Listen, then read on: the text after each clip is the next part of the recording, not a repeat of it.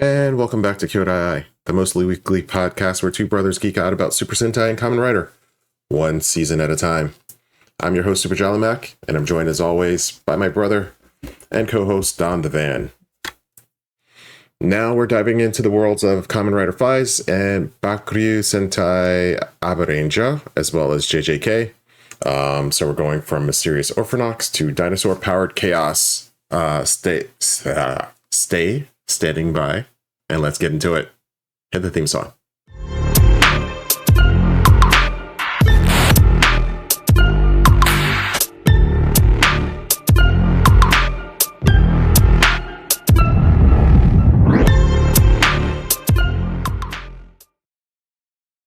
How you doing this week, man? What you looking for? I'm doing good. My water. I'm doing well. It has been a hectic week, I will tell you that much. I've been on the go, driving here and there, working to and fro, and spending time with sleeping mothers. Yeah. Today's Mother's Day. Yeah, we're recording this on Mother's Day, so happy Mother's Day to all the mothers out there. Yeah. As well as the fathers that are doing double duty. We give the mothers credit for when they take over the dad's job, so let's give the dad some credit too. Vice versa. But of course, it's all about the moms, you know. Take care of them if they're... take care of them if you can. That's all I'm going to say. But yeah, I had a hectic week too. This week will probably be even more hectic. But so is life. Such is life, as you say. Yes. Hopefully, we're gonna work through it. Yeah, hopefully it'll settle down next month. Yeah. Next month should be better. Yeah, I give it like 5 weeks. But if I remember, I say that every month, so... Yeah. Maybe this time it'll be true. Maybe. We can go ahead and get into it. You been playing anything lately? Playing anything? I've been playing Champions. I'm into Champions. I like that game. I like that game a lot. I like creating teams that people think they know, but turns out they don't know, and it surprises them. So I like doing that. I don't like doing the meta thing. So it's been fun for me. I can be all big brain and strategic about it. And then, whoops, didn't mean to do that. Then we got into card games. So I have played some Pokemon card TCG, and that's actually was very fun.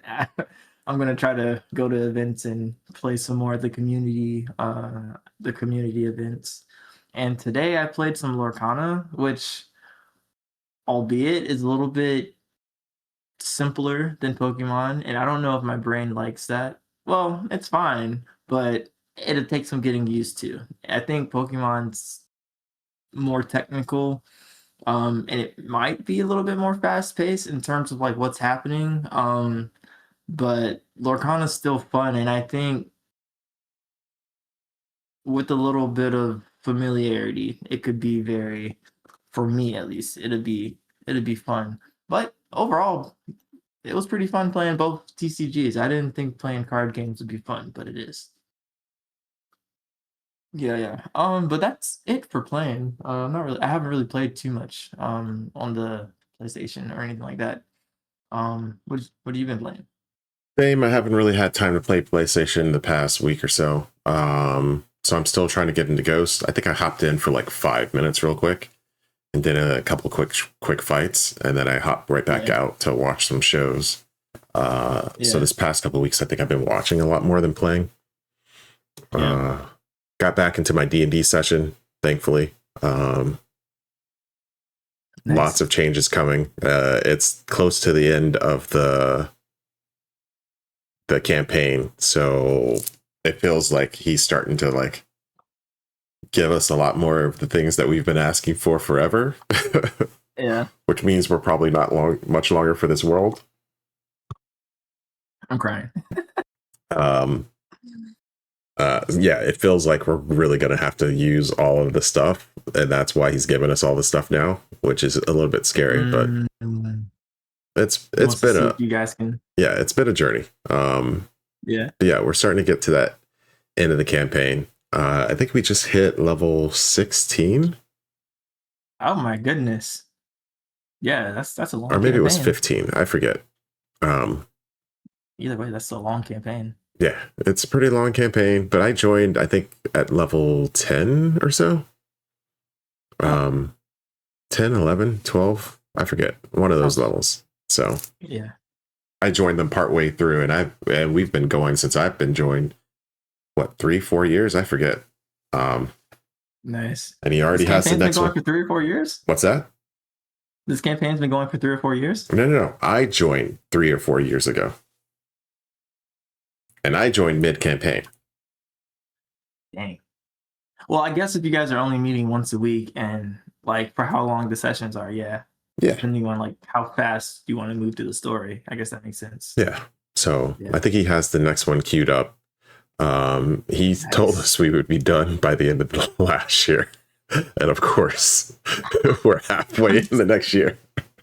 Just tell him to make his mind up. Either he's gonna take you all out, or he's gonna go ahead and finish it up. He would definitely do that, but I think part of it's like he's a really good DM, but he's one of those guys that like to give you like little hints and stuff. And like since we figured that out, we like turn over every corner, every rock we can find. We're looking under everything, trying to not necessarily like asking for roles. It's just like we're gonna explore everything we can and try to do whatever we can. So but it's a lot of fun. Other than that, same as you. I've been starting to get more into the TCG side of things, but I'm more on the collector side. I haven't really played them too much, so we'll see. But Pokemon's probably going to be very difficult. Lorcana seems like it's easier to get your hands on.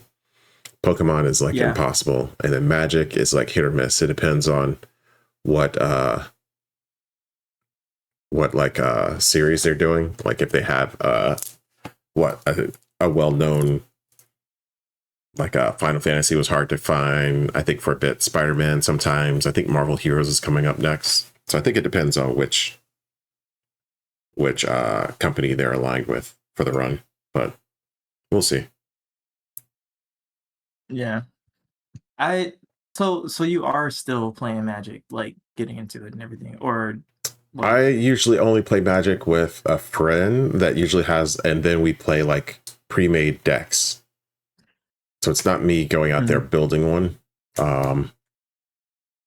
which I think is a lot easier. Like if we were to play Pokemon, I'd pull out probably the classic because it comes with 3 pre-made decks, and then it's easier. I feel like it's easier than having somebody just have some overpowered cards and somebody else not have as many. So stuff where you're on equal footing. Like I mentioned, if you come back up here, the next time we might try a draft night. And I think that basically gives you like a stock 30 cards for the deck. I forget how big Magic decks are, but it's basically you get a stock base of cards, and then I think you get like some booster packs in the thing, and you basically open a booster pack and then rotate through it. So you pick one out of the pack you opened and then rotate it to the next person, and that person's picking one from the pack that they opened, and then you're swapping. So now you both get to pick another card, and then you swap again, which seems like it'd be pretty fun. Oh man, yeah. But like, what if you don't know what good cards are? If like it's your first time, like you pick out the crappy card and then you pass it. That's it. But I mean, that's like nice rolls. Yeah. But it's like a turtle. I've got the turtles one, so it should be pretty fun. I think it should be up to 4 players. Yeah. Nice. Yeah, we can do that. Yeah, I got it over there. Heck yeah. Nice. So okay. I think that'd be fun. I'm probably gonna learn how to play One Piece also. Yeah. Well, I went to so you know how I sent you the picture of like the yellow booster packs, right? I think I sent you the bit. So I went to the comic store here, or the card store here, Atomics on Mercury, and it was it had like a whole row of them. I was like, oh, there's plenty of them right here. So, and then they have like a 3-deck starter thing that teaches you how to play. So, I showed our other brother, and he was like, yeah, sure. So I got the starter decks thing, and then he paid me to get a couple boosters for him. Yeah, but how And much were then they? so the booster packs were like $7. Okay, that's not as bad. I don't know Yeah. what MSRP is for One Piece, but Yeah, they were like $6 or $7. okay. Actually, no. Yeah, $6 or $7. Like at the other store, they were like $10, and I was like, I should have just waited and come here for real. But I Yeah, didn't know. I thought it was like sold out. So I was like, oh well, let me grab these now since I see them. But now that I know, because they keep a pretty good stock of stuff, I was that's like, and they good. keep their prices pretty low, like as close to MSRP as they can be. So, like obviously they still have to make a profit and stuff, but they try to keep it as low as possible. Yeah, So, that's kind of how my shop is here. Like I have a comic shop that I go to, but they don't charge MSP for their cards, which I get because like they need to make money, and if people are just going to come clean out their stock and then flip it, like why don't they get some of that? Yeah. I just won't be buying. Like I'm not angry at them for doing it. It's just like I'm not going to do it. Yeah. It's like you're gonna go ahead and just go to where you can get it for the best available price. Yeah, either I get think it MSRP or I don't get it. So I mean, for Pokemon, yeah, I probably won't get it because yeah, they Pokemon in One Piece. One Piece, I managed to get some cards before I guess the hype built up. So I have like yeah, a couple of packs from the Series 1 run. But oh wow. yeah, one of them is probably worth a little bit now. But since then, since it's the hype has come up, I usually only get packs where I see characters that I like. So like I think I got a Luffy and an Ace character pack, and then a few other loose packs every once in a while. But Yeah. Okay. So I mean I can if you do want any packs, I can always just keep my eye out whenever I go in to do the community days, and if I see any and you are interested, I can just yeah, we'll ask see. them because they have a limit of six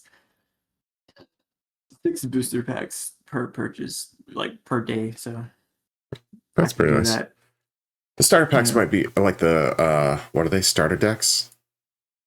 The starter decks, yeah. Yeah, that might be a good idea. the Like best. I have a couple. I like we could try that with Larcana. Like those usually are pretty balanced. So like if Yeah. we were to play, I think playing with those would be a lot of fun. Yeah. They have one here that's 2 starter decks, and um it comes with 2 decks. I think it's like toys versus heroes or something like that from the new set. So you can always get that too. I was gonna play Toys I was versus gonna get here. it today. Yeah, because the new set's The Wilds Unknown, so they introduced like Toy Oh, you're Story and talking all about the Lorcana. Incredibles and Okay. stuff. Yeah. Oh, my bad. Yeah. My bad. I thought we switched. Yeah, I think Pokemon does the same thing. You can get 2 packs to basically play each other. Can be fun. Yeah. We'll keep our eyes out for it. Yeah, we'll see. Yeah. I know what we can do is make sure we get an ETB for Chaos Rising so that we can open those together. And maybe we can get the next one, because I think by the time I come back to visit, the next one will be out too. Yeah, we'll see. I think Chaos Rising has the hype for some reason, so I don't know how that one's going to be. You think so? I think so. Well, I haven't been able to see Maybe. any pre-orders or anything, so. But I mean, that's just, they always do that. They did the same thing for Perfect Order, and then it ended up being on shelves. Yeah, I guess so. So Well, we'll see. but I know for a fact the shop that I go to, they're gonna have it. So I'll probably just do the same thing I did last time and just go in, grab one. Maybe I could bring my dad with me. We'll just grab 2, and I could just hold on to them till we go up there. Sweet. Yeah, and I might, depending on the day, I might be able to do that with the pitch black one too. That one should be cool. Or honestly, by the time I come up, they might be doing the pre-release days up there too. So we might be able to go do a pre-release together. We'll see. Yeah, that'll be fun. I'm telling you, it was really fun. The experience was great. Like I walked in, I was like, oh, this is gonna be it's gonna be weird, and it's gonna be some weird people here, and I don't know how to think about people. But I came in at first, I was like, but the like when I sat down and like the dude that sat across from me, he was pretty cool. We ended up getting our pre-release decks, and then we ended up having the same deck. So like they have four different pre-release decks and everything like that. Well, four like promo decks, or whatever. And so we had the same had the same one. But he was a pretty cool dude. We like opened our packs together, checked out what we had, and then we played. And then we had to play some other people. But yeah, actually the people there were pretty cool. I played against some people who were like judges for like the community event. So they like oversee and make sure everything is good. So I got to actually learn a bit more about what cards do and stuff. But everybody was pretty nice. The lady who runs the events at the store, she was like, "Yeah, I make sure to keep everything pretty chill so that the crowd comes in and like can enjoy it." And I guess some people said like they went to other stores around. They were like, "Yeah, this store is the greatest," but it was fun. I was very surprised at the experience. So Okay. I think it'd be cool. So we can keep our eyes out for it. Fingers crossed we can be able to do it. We'll see. Yeah, we'll see. All right. What about music? You been listening to anything? Actually, yeah. So I actually found it. So I was on Instagram and this band kind of popped up. Uh, like one of their songs popped up, and so I checked them out. Oh my gosh, they're called Culture Wars, and like I guess they had a promo, like they did some promotion or something for their single "Don't Speak." So I was like, sounds cool enough. I heard like a little bit, and I was like, I don't want to listen to the whole song on the snippet. I'll just go to it. I'll see what they're talking about. But it was pretty good. So the band's name is Culture Wars, and the album is "Don't Speak." And like on the drive back home after we visited you guys, I listened to their album in the car and I was like, yo, this is actually really good. I was like, I didn't expect it to be good since it was like an Instagram type of thing, and I guess those can be hit or miss.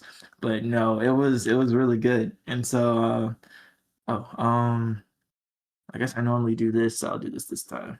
No, it's not there you go. You might be able to see that. So you can just go back and look at it. But I listened to them.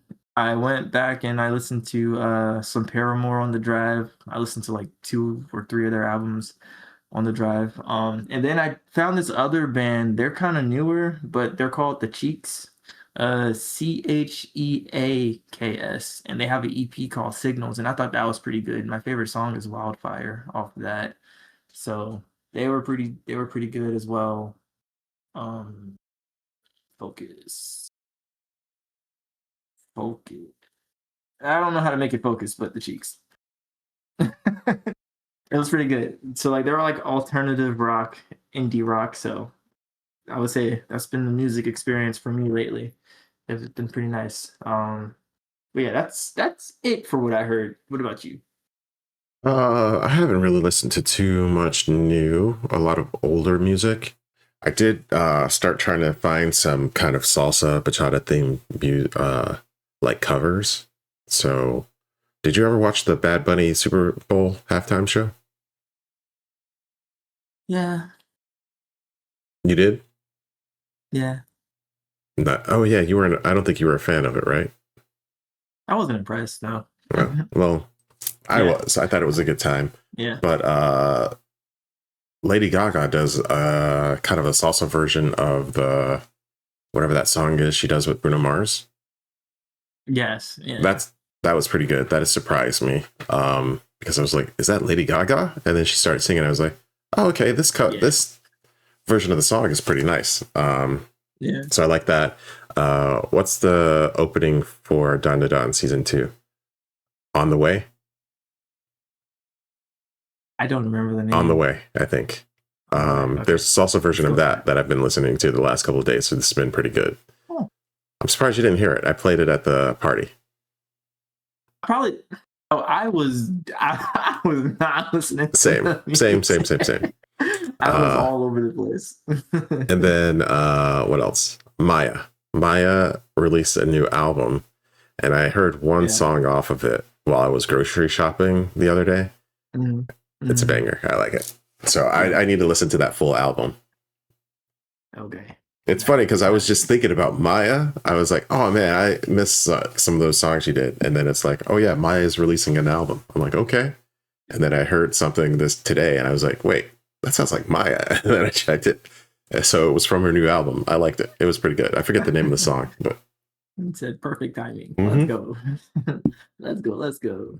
Yeah, that's pretty much it for me listening wise. Yeah. I will say Drake is coming out with something in like a couple weeks, so yeah, I will be checking that out. I'm sure you will.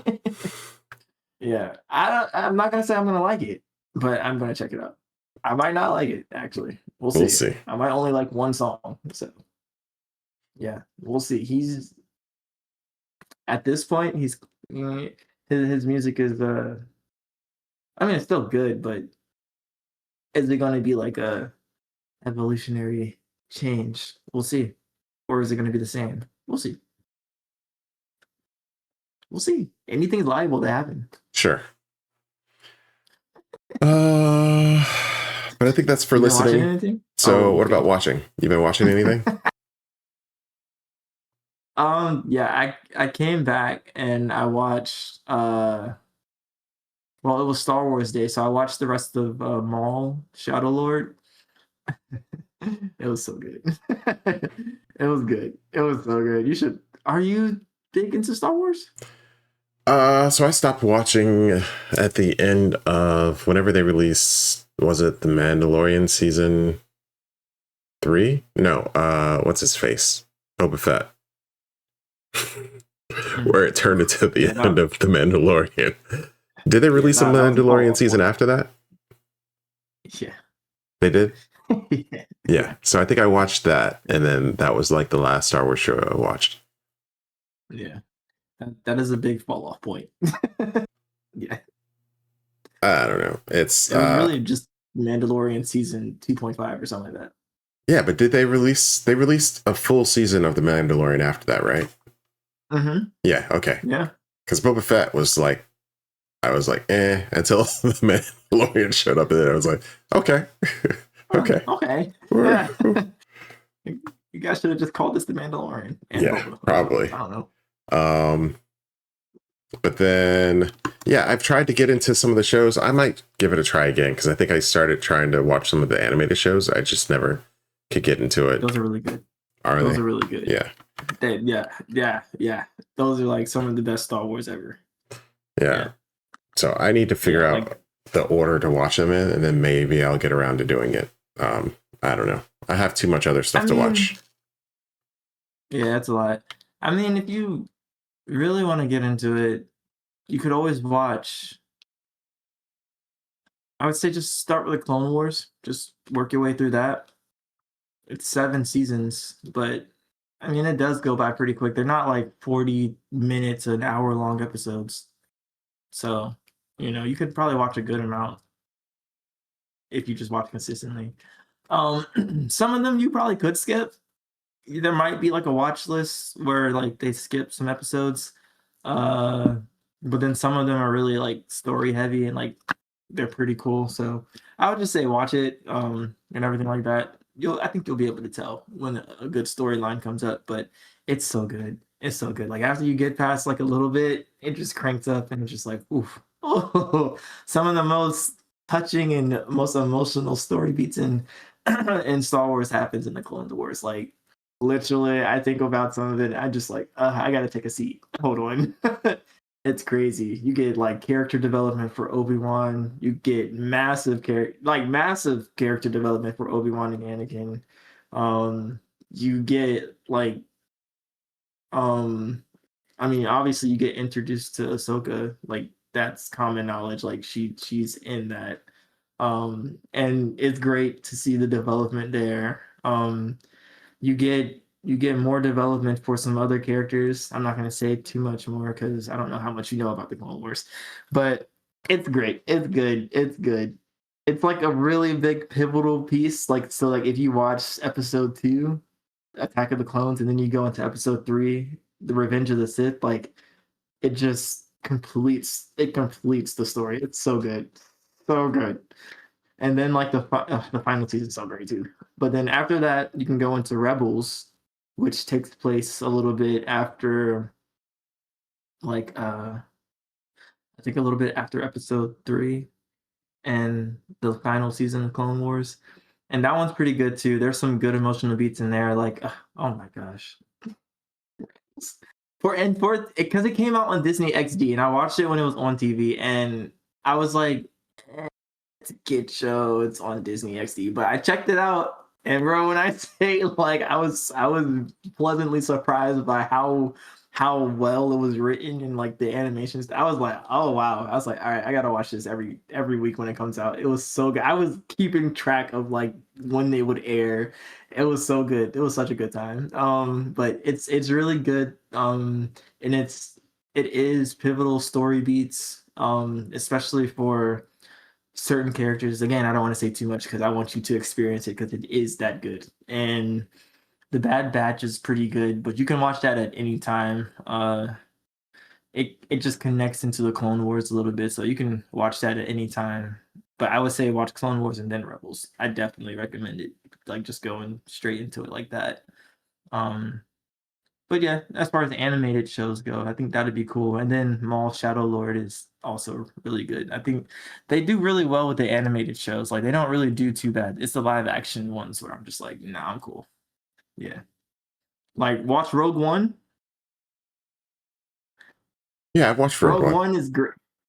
And Andor. Andor is I've heard good things about it. I just haven't watched it because I wasn't sure if there was another show that I needed to watch before it. I think that's the thing. yeah. So I don't know. Maybe. I mean technically you can watch Andor before you watch Rogue One, but since you've seen Rogue One, you're fine. If anything, it's just gonna make you'll understand better like who Andor is, like the character. Oh, I thought that, okay. Yeah, because it's following the character, so you'll understand better. Because obviously the show takes place before the movie, so yeah. So it is really good. Like what's the word I'm looking for? The way it makes you think about. I don't want to say philosophical things. 'Cause I don't think that's the right word, but it's like a type. I'm blanking on the word, but for lack of a better word, it's like dealing with morals and everything like that, and just like comparing what one person does and looking at it from different views. For lack of a better word, I'm going to say morals and philosophies on like life and stuff. It's really good. It surprised me because the live action stuff has been pretty like lackluster in my opinion. But I think you'll enjoy Andor. Like you enjoyed Rogue One, right? Yeah, I thought it was pretty good. Then you're gonna enjoy Andor. You might like it better than the movie, actually. Excuse me, but yeah. Anyways, I would say go into it like that. Obviously, if you have questions, just let me know because I'll be in there.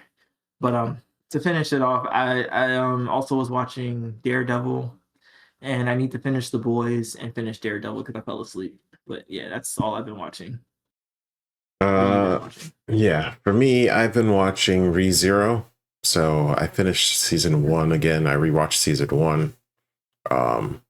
I think all I've seen before was season 1 because I thought I watched the first 2 seasons, but everything I remembered was in the first season. So yeah, now I'm in season 2, and ReZero is definitely a series. Maybe I'll do a review of that, but it's a lot. So I don't know if you've ever seen it, but I haven't seen it. I heard about it.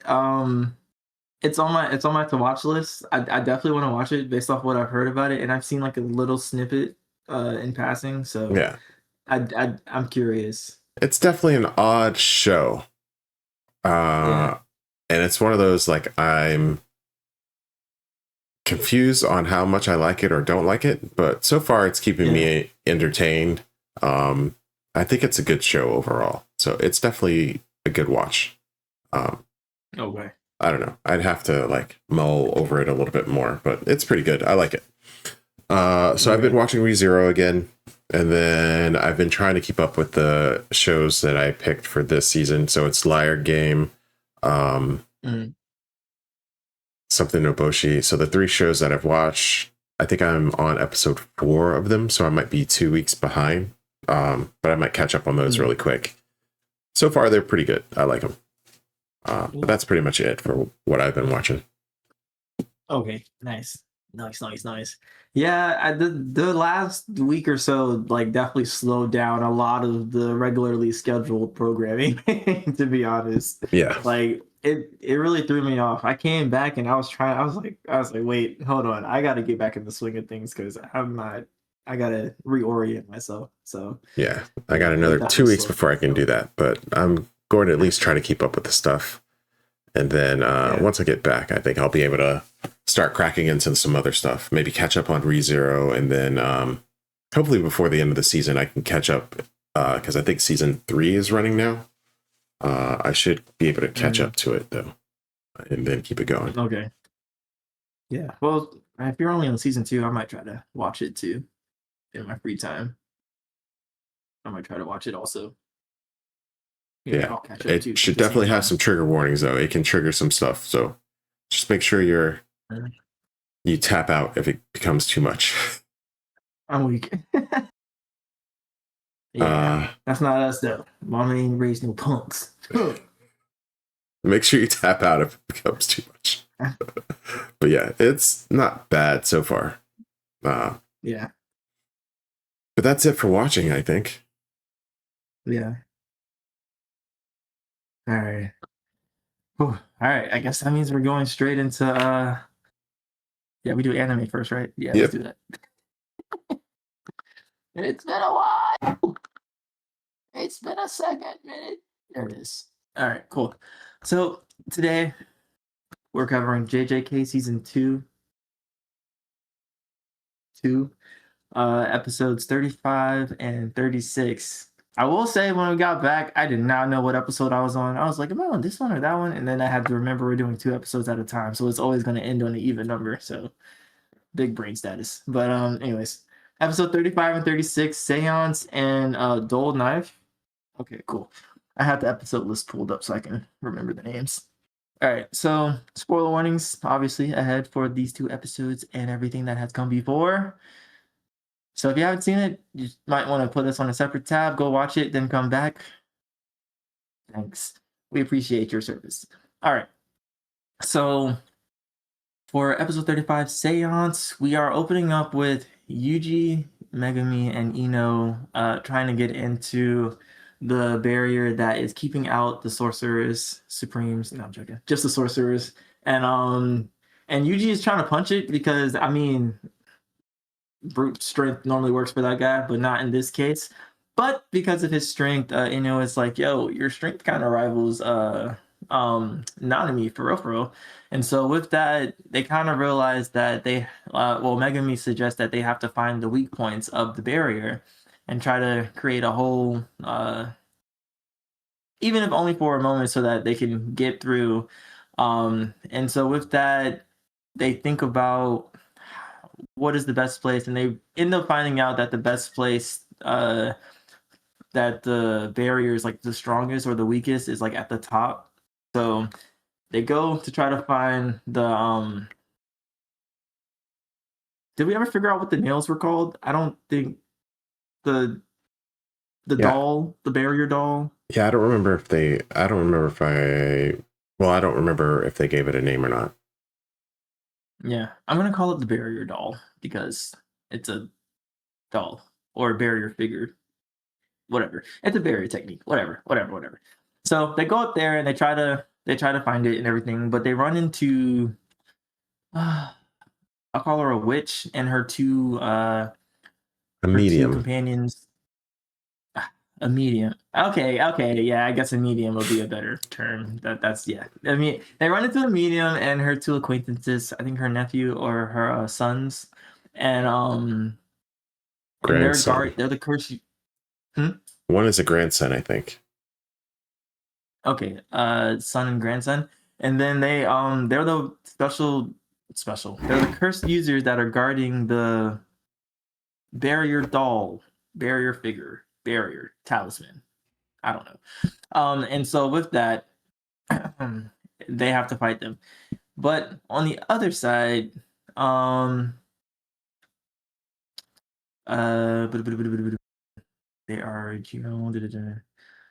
and so as they're fighting, the medium pretty much tells her grandson to prepare, and with that, I think she transforms her grandson into Toji. Is that his name? Yeah, Toji. She transforms him into well, not like actually Toji, but she like takes his body and transfers her grandson's soul into Toji. And so this allows him to be able. Just to clarify, he ends up taking something that is supposed. Well, yeah, it's supposed to take. Well, I can't remember if it's this episode or the next one. But basically, he takes something to transform his body into Toji's. Mm-hmm. I think that's how it's supposed to work. So he's trying to transform his body, but it's still his body. Yeah. Yeah, I don't know what it is. But it's like one of her techniques, though. She creates something that allows it to change his body. Good gosh, to change his body. I had a sandwich earlier, and like it's coming back with a vengeance. To change his body, Toji's body. And with that, obviously, that's giving them a run for their money. Because it allows her grandson to pretty much have the strength of Toji, like his special abilities and whatnot, and everything like that. And so obviously, that's giving them a run for their money. And with this, the group is separated. Megumi, Yuji, and Ino with that's right. With Megumi and Yuji on the ground and Ino still up top on the top level. And they have their respective fights and everything like that. But with Viant,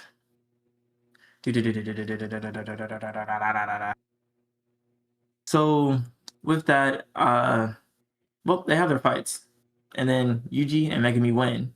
Ino, not so much, because obviously he's fighting Toji. And then with that, I think Yuji and Megumi end up finding the barrier talisman item, and they crush it, opening up the barrier. And honestly, I'm gonna end off my recap there because this was a lot of fighting, pretty much. So, what did you think about the episode of fighting and rapid punches? So I thought it was pretty good. I don't remember if both fights kind of reached their climax this time. Do they? Yeah, because in the next episode they're not fighting. Okay, so Yuji and Megumi's fight was pretty cool. It was nice seeing them figure out how to work together, work together and then not work together so they could work together. Yeah, old dude's shoot, what was his name?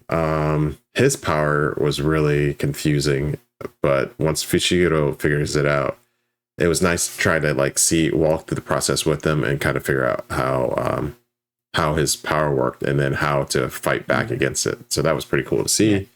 His name was Jiro Awasaka. Yeah. So it was fun seeing him fight and then seeing kind of the flashback to why everybody was so scared of Gojo when he was a kid. That was a pretty cool scene. With them just sneaking up, oh yeah, there's a bounty on him. And then they sneak up on him and everybody just has a heart attack. That was pretty hilarious. I think that was at this episode. Yeah, where they realized the six eyes. Yeah. So that was pretty cool seeing that happen. Their fight was pretty cool. Seeing Fushiguro work it out and then seeing Yuji have such control over his powers to be able to kind of meet it. So that was a good time. And then seeing Toji come back was just like, uh-oh. And then Ino just getting like wailed on like immediately. I think this is the first time we saw Ino's powers too. So that was pretty cool, but it was not long lasting because he got worked really quick. Which is unfair. He like who really is gonna survive that long against Toji besides, I don't know, Gojo. We'll see. I don't even think and Geto, I guess. Geto survived a little bit longer. He put up a good fight.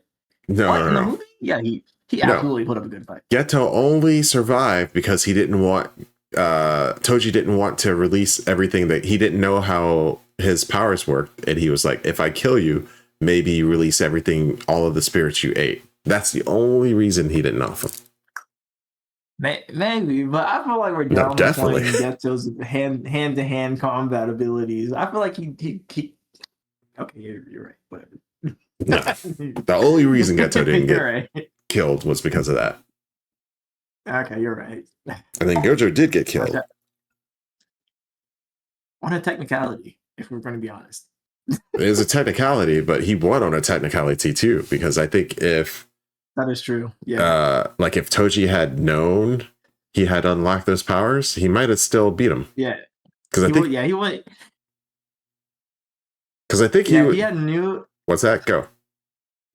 I was gonna say if he knew about the purple, he definitely wouldn't have won. I lost because the only reason because he didn't know because Gojo was like, well, people don't really know about this, so yeah. Toji's different. So I don't know. I mean, we'll see. It would have been cool to see Toji versus Toto. That might be a dream fight, though. Yeah, I don't know. We'll see. That would be a dream fight, but I don't know if we're ever going to get that. So,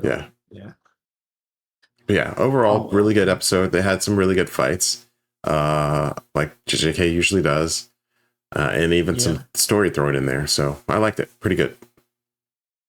Yeah. So, I will say with Riot, we're going to move on to the next episode, which is episode 26, Dull Knife. So with this one, we are opening up with Naomi kind of walking through the city, and we can only assume that he's seen the bodies of his dead comrades in the black suits. So we get the opening credits, we come back, and we see Mei Mei fighting. I don't even think we got the other curse's name, but she's fighting a curse user, I think. And she's going on and on about how she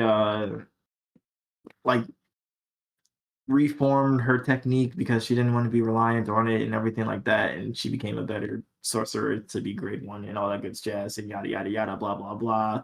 Let her brother say it. She's like, yo, stop interrupting my sister, and everything like that. And so with that, the curse user spirit guy, whoever he is, was begging for his life. Mei Mei obviously was like, well, what's the value in the life and yada yada. So she takes him out with a cool sequence that kind of like she brings her dull hammer axe down, but then like switches over to like somebody else. And so I was like, oh, that's cool. What happened first? Was it? I think the next part goes into Nobora Kugasaki. I think I said her name right. And then I don't remember the name of the other person she was with, but she's with one of their assistants in the black suits, and they run into our hand knife wielding guy. That's Mita.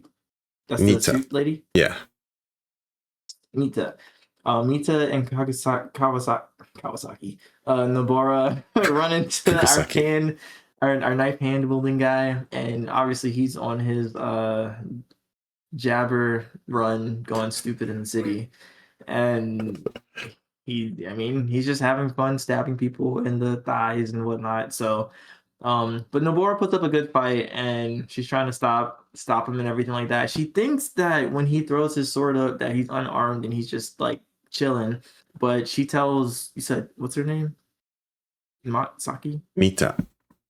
Nita, wow, nowhere near it. She tells Nita to run, like pretend like you're going to hide, but like cut through the stores and all that stuff. So dude drops his hand knife and it gets up and starts walking like the Addams Family type of hand, and then it like goes and looks for the lady, Nita, I mean, and then Nobora's fighting our main man, cursed object user, and so they all meet up in the store because he realizes she's not hiding, she's running, and Nabora's chasing after him. And Nabora's putting up a good fight up until dude, I think, throws his hand knife at her and it hits her in the jaw. And she kind of gets like knocked out for a second and everything's dazed, and she's stunned.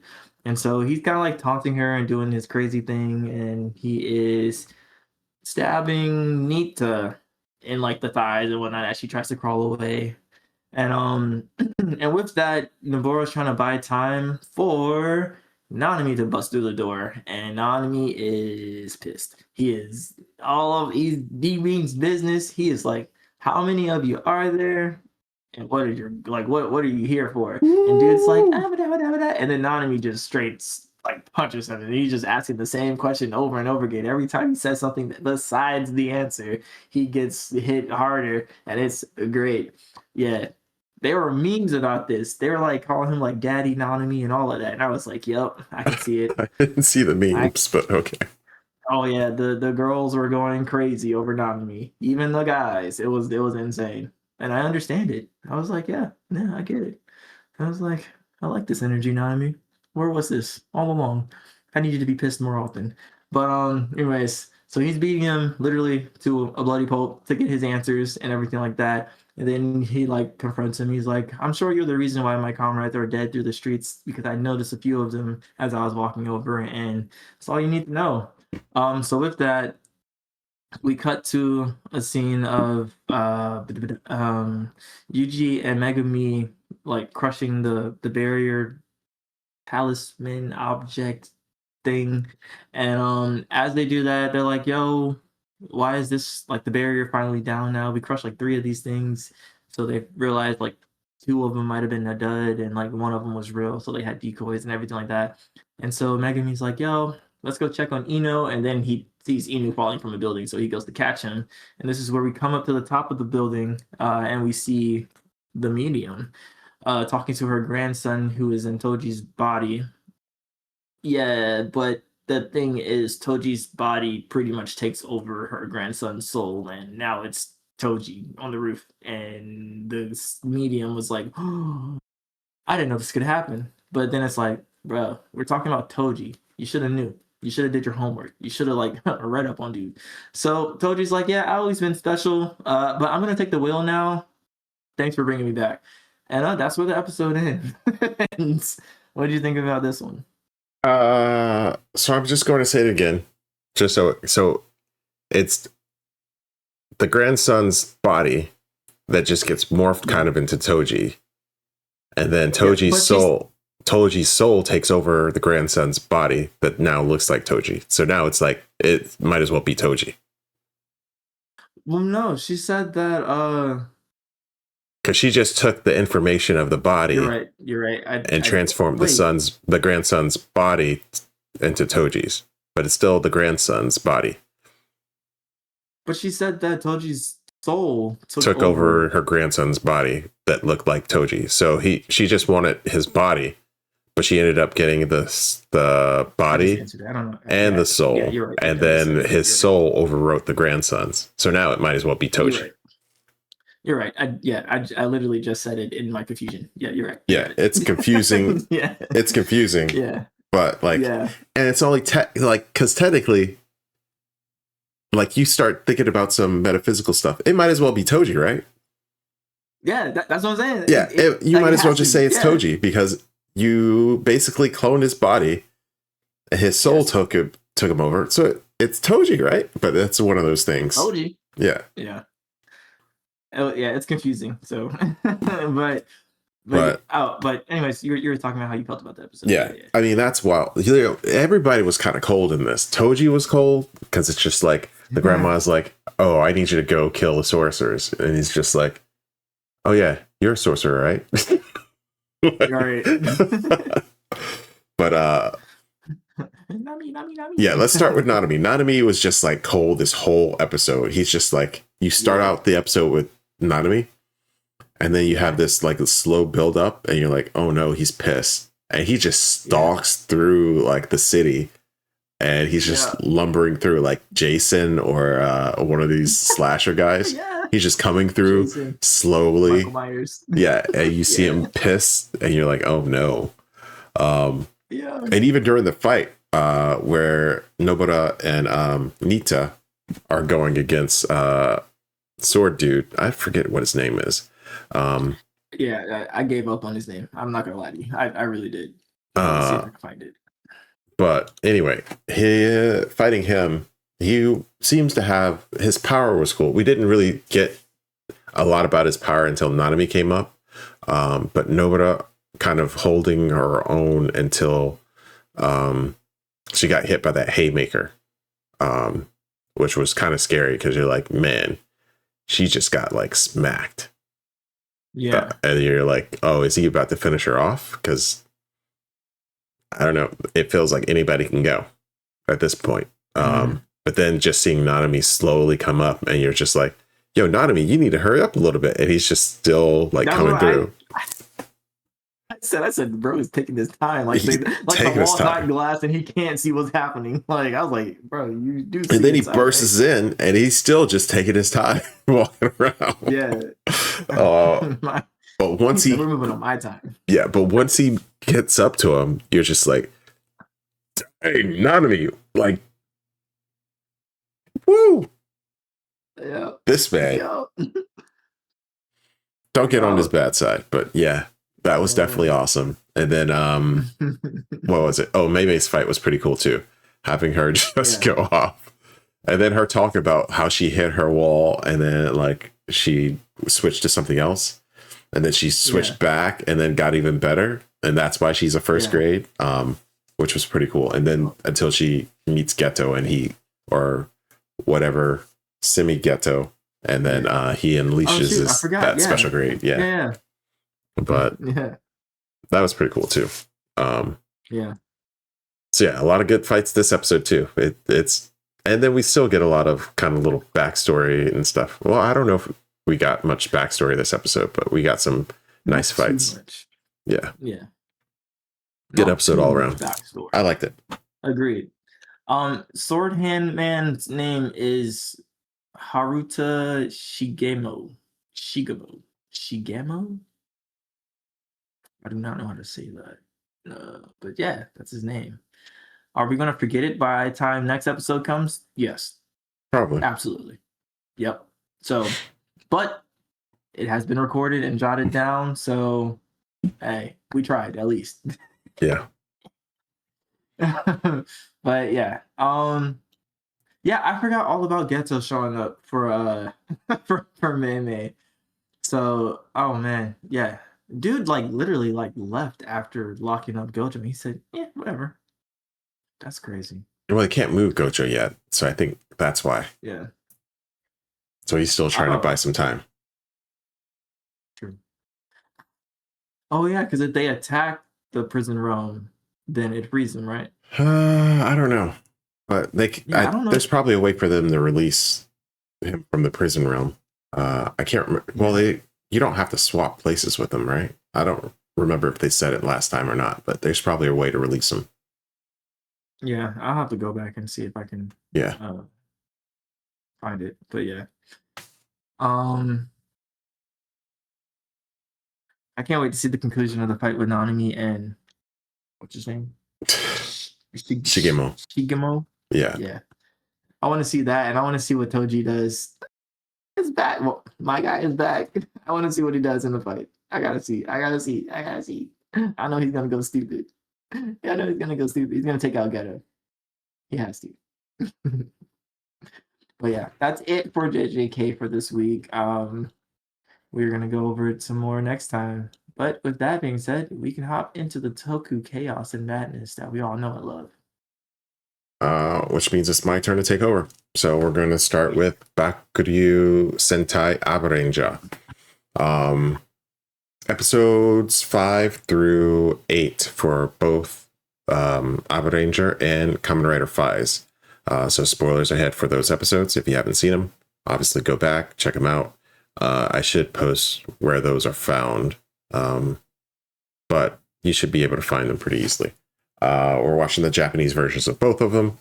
Let's get started with Abaranger episode 5. Abare Cure. Bum bum bum bum bum. Abare Chiryo. Jan jan jan. So we open up with the episode. We open up the episode with a quick flash to a woman crying, and then we kind of jump straight to the Rangers opening up the new Dino House, which kind of looks more like a restaurant than anything now. While they're there, we see Yukito kind of fixing Ryunosuke's neck, because Ryunosuke comes in with like a tight neck. Yukito kind of fixes it, and then Ryo just kind of heads out. He's like, I'm going on a trip for a couple weeks. Everybody good? Okay, I'm out. Which is kind of odd. But we cut over to... What's that? I'm sorry, good. I said, but is it though for him? I guess. Oh, well, we don't know yet. We cut back to the bad guy's base, and then we see Wolf. I don't know if I keep saying Zolf. For some reason, I keep flipping the Z and the V for his name, but it's Wolf. And he's creating Giganoid number 1, whose name is Unmei, which also means fate in Japanese. While that's happening, we find out that the crying woman in the flashback from before is a past racer who had an accident. Yukito was her doctor, but now he's going to her, and she tells him that she just can't walk anymore. So what he didn't really fix her. He says that he did, and then kind of walks off. Well, he doesn't walk off. Unmei starts trashing the city in giant form from the get-go. Yukito sees this, and then right in front of her, he just transforms. So it looks like we're not doing secret identities this series, because he's in front of her and like her father or somebody, whoever's taking care of her, and he just transforms. Yeah. It's like, check this out. Yeah. So he heads out, and then the dinos show up, but Bakuryuu kind of takes a hit from Unmei, and it dislodges something so that none of the doors can release. So the Bakuryuu can't release. The dinos can't release from Bakuryuu. And then we hear a chime go off, which distracts Unmei, and then the monster actually leaves the scene because of the chimes. Meanwhile, Asuka is off searching for the lost dinosaur eggs from when he was attacked on the other Earth. When he gets attacked, the dinosaur's eggs fly through the portal before he can. So while he's looking for one of them, he gets found by a woman in red, and then jumped by that dark armor we saw at the first episode that Homeboy was wearing, but we see him get killed by the woman in red. But we don't quite know who's in the dark armor. Then we cut back to Yukito. Yukito goes back to the racer, and basically commandeers her and her car, while Ryoga and Ranru meet up with Asuka to kind of help him fight the armor because he's kind of defenseless. So as they're fighting, Unmei comes back for round 2 on the city. Yukito plays a recording of the chimes to lure Unmei towards him. He crashes the car while he's driving, him and the lady, and tells the driver that if she can't drive the car, he's hurt and he can't drive. So if she can't drive it, then they're going to die. Which ends up working because she speeds off in the car. They switch spots. She drives the car, and then they lure Unmei into a trap that pulls a rope that's attached to Bakuryuu's neck. It basically snaps whatever bone was in his neck back into place, and then Yukito jumps onto his neck and stabs him with his weapon, which is kind of reminiscent of what he did with Ryunosuke, but that fixes Bakuryuu. Asuka ends up finding the egg, while Ryoga and Ranryu hold off the armor until it kind of overloads and then retreats. The Rangers finally get into Abaranger, but during the fight, they get transported to the South Pole. to fight. They end up doing enough damage to Unmei, then they all return back to the city, and then they finish him off. And that's it. Oh, and then Sayaka-san comes back to the shop at the end and says that's the racer's name, and that she says she is now Abara Lemon, and that she's fallen for Yukito and tries to kiss him, but he kind of blocks it. And that's kind of where the episode finishes off. What do you think? Hey, he didn't block it. It freeze framed. Well, it froze framed, and then it was the you'll have to see what happens after the ending. I don't know. I'm still 50-50 on how Dragon Ball Z. Yeah. So it's you'll have to see what happens after the ending. I'm still 50-50 on how I like this, but it's fine so far. It's just weird sometimes. It's on the show? With the whole, like, I'm going to pause on some ridiculous thing right before the ending song, so don't leave. And then they come back and kind of keep it going. Yeah. I mean, it's cool. It's adorable. It's cute. It's pretty funny, yeah. It's better than a show that will not be named. I will say that. So, I thought this one was. I enjoyed this. I liked how. I'm gonna be real with you. I know none of their names. I like how Blue did his whole tactic to get Lemon. I know Lemon to get Lemon to to drive and everything like that. I said sneaky. So I like that. Overall, it was a good episode. Yeah, I don't know who's in the armor, and I would love to know who's in the armor because old dude definitely got smoked last time. So we definitely got to figure out how this armor is working, what's happening, what's the deal behind the bad guys this time, and everything like that. Their hideout is an interesting thing, and I wonder who is putting together all of these improvements and who was doing all of the renovations, because I know the old man, he cannot be the only one doing this.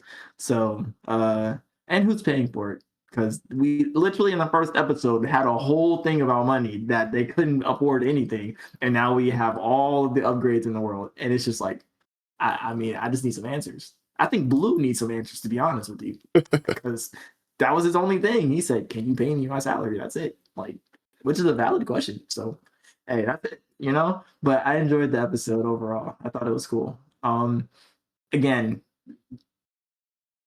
can it be cheesy? Sure, but it's really not as cheesy as, a season that won't be named. And I definitely appreciate it for that. It has some charm. I would say this one has way more charm than the other one. And I like that. I'll give them a credit where credit is due. So that's what I think about it. I must say that this season is starting to grow on me as well. So even the opening, I found myself being like, okay, the opening isn't bad. Like, I don't know if that would raise it up higher in my ranking because the other ones are just so much better, but it's a decent opening. I don't mind it. Yeah. And then the episode itself was pretty good. I didn't mind it that much. Yeah. They're definitely throwing a lot of information at us, but it feels like a story that they're going forward with. It doesn't feel like disconjointed or anything like that. So I like what they're doing. I really like Ryoga and his attitude, kind of just believing in Yukito the whole time. Like he's going to fix it, or he'll figure out a way to do something. Like, that's pretty cool. We haven't really gotten too much story with Ryoga or the Red Ranger. Okay. For those that I think you were saying names and I was like, okay, smile away, boys. So blue is Yukito, red is Ryoga, and yellow is Ranra. Okay. Yeah, Ranru. We're gonna have to run through this a couple times, but yes. Yeah. But man, I am still 50-50 on those endings. Like ending on a cliffhanger that they just create and then coming back. Yeah, I thought it was really cool how they defeated Unmei. Like, I think they did a pretty good job with it. Okay. So yeah. Um. Dang, I forgot the names already. But it's okay. It's okay. We can move on. Yeah. All right. Well, then we can move on to episode 6, Abare Idol Aged Daughter. Abare Idol Fuke Musume. So, we get to we start with Asuka busy trying to hatch the egg that he found last episode, while Ryoga is at the hideout fanboying over an idol named Lillian, which leads to the big reveal that Ranru used to be an idol. She just slips that in there. When we come back, she's trying to introduce Ryoga to the idol, so Lillian, so he can get her signature or autograph, and the rest of the dinos kind of want that too. But while she's talking to Lillian, she reveals that, or we learned that Ranru walked away from being an idol, and she says it's because she liked working with machines more than being on stage. Which kind of really solidifies her kind of technical knowledge, and that she likes working with like tech and stuff like that. Desmorphia tells, we go back to the hideout, and Desmorphia tells Vofa and Michaela to get to work and try to make another creation. So Vofa makes Trinoid number 6, who is Zaku Bakuryuu Mu. So he ends up being a pomegranate, a donkey, and a vacuum. So Zakuro, we'll go with Zakuro for now. And then he heads to Earth. Ranru ends up introducing Ryoga to Lillian, and he gets that autograph. But then the Evolians attack, and during the attack, we'll just call him the freaking Trinoid number 6. He'll be number 6 because I can't say that name. Number 6 basically vacuums the youth out of Lillian. He announces his plan to do this to all the girls in the city, and then he bounces. They end up bringing old Lillian back to the base, but she kind of runs away because she's not feeling the best, obviously, because she's old. And then Ranru kind of chases her down to comfort her. Meanwhile, Asuka is just trying to relax with the egg, but he ends up getting jumped by, I think it's the armor suit, and then he has to try to escape the dark armor. Ryoga and Yukito track down number 6. Then Ranru heads out soon after to kind of back them up. Number 6's stomach starts hurting, so he eats pomegranates, which he gets told will help calm that down. And then he starts launching poop bombs. Nice. Poop because he's a donkey. Bombs, because he's a donkey. Yes. Because he's a donkey. Yeah, because he's a donkey. So to stop the bombs, Ranru ends up using her skills to knock tennis balls into his nose because for some reason the poop bombs come out of his nose. So they end up combining their weapons into the Dino Bomber and take him down. And then he ends up going giant. They call in Abareno, and then they end up winning again, which returns the youth to all of the victims. And then just as things seem fine, Asuka gets cornered again by the dark armor. I think he's in kind of a little tunnel. And that's where we have, or do we get the cliffhanger right before it? We get the cliffhanger right before it, and then we go back, and Asuka is getting cornered by the person in the dark armor. And then we end the episode right before that person starts to attack. What'd you think?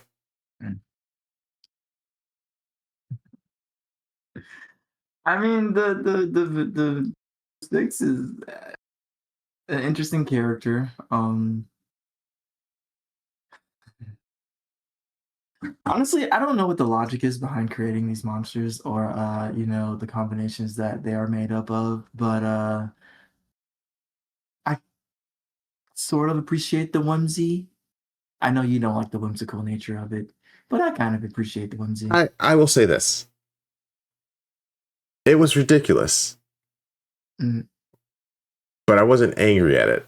Like, I don't know. It's for some reason it walked that fine line. It's like poop bombs. I should be way off, but it's like, okay, whatever. I don't know. I don't know how they did it, but somehow I gave them the bye for that one. So you give the bye, the pomegranate, flinging donkey vacuum cleaner. It was ridiculous. But you don't give the pass to my main man, Kikagawa from Kamen Rider. Well, it's not Agito. Ryuki, when he's in the boat with old girl. No. No. What?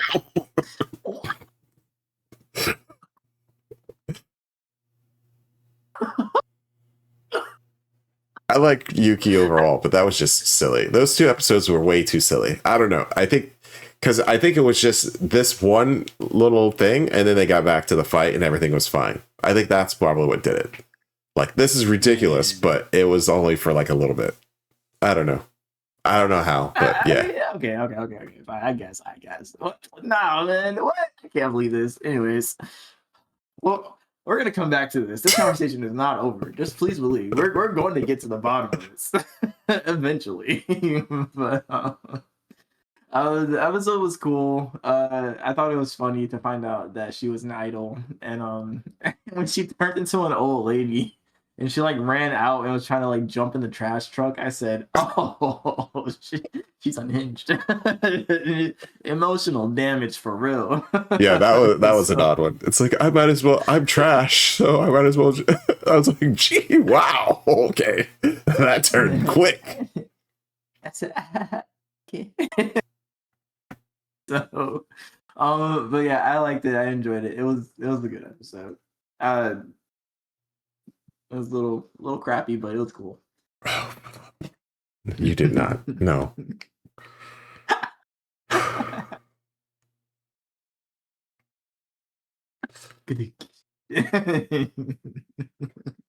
What did you think of it? So yeah, I think I already mentioned everything. The tonal shift was weird, but like it's not so bad that it made me angry. So yeah, I don't know. That might just be Abaranger, but it's not bad. I don't know. It kind of works. I don't know how it works, but it kind of does. So that's because the characters have like personalities. Like they actually have like quirks about them, which makes it work instead of them just being flat. You know, they're not flat. They're not one dimensional, in my opinion. I think they have stuff about them, and it's like you can tell that they have more to them than just being there. So we haven't really gotten their backstory yet, but like I don't know how, but I think they've done a good job kind of starting with some sort of character. Yeah. I mean, it's the subtle things. Like, I mean, like with Blue, you know, obviously he cares about himself and getting paid and stuff, but you see him when he like works with the kid, though it's not like a really big story thing, but it's like, oh, there's something there where he likes to help people, but it's like he doesn't show it all the time. And even in the last episode, he likes to help people, but he doesn't show it all the time. And it's like uncovering the layers. So it's like, oh, well, I wonder what more there is about him. And like the same thing with all the other characters. So it's just there's depth there, even if it's not all explicitly stated at first. It's implicitly stated, you know. So I think it's cool. And then even the bad guys, like, though I'm not quite too sure about them, the lady in the red seems intriguing. So, and I think that's enough to like the lady in the red, and then the arm. I'm gonna just say the armor because obviously, well, I don't know. We still don't know. I'm gonna say the lady in the red and the armor are interesting, and it's like they come from the other world, so it's like, oh well, I want to know more about them and what's going on, and then what's their connection to Abba Black? I don't know his name. So yeah, Asuka. Oh, that's easy. Yeah, I'm gonna forget it. So yeah. It's like that's easy, but it's a little too easy. No, I might not forget his name actually. Asuka. Asuka.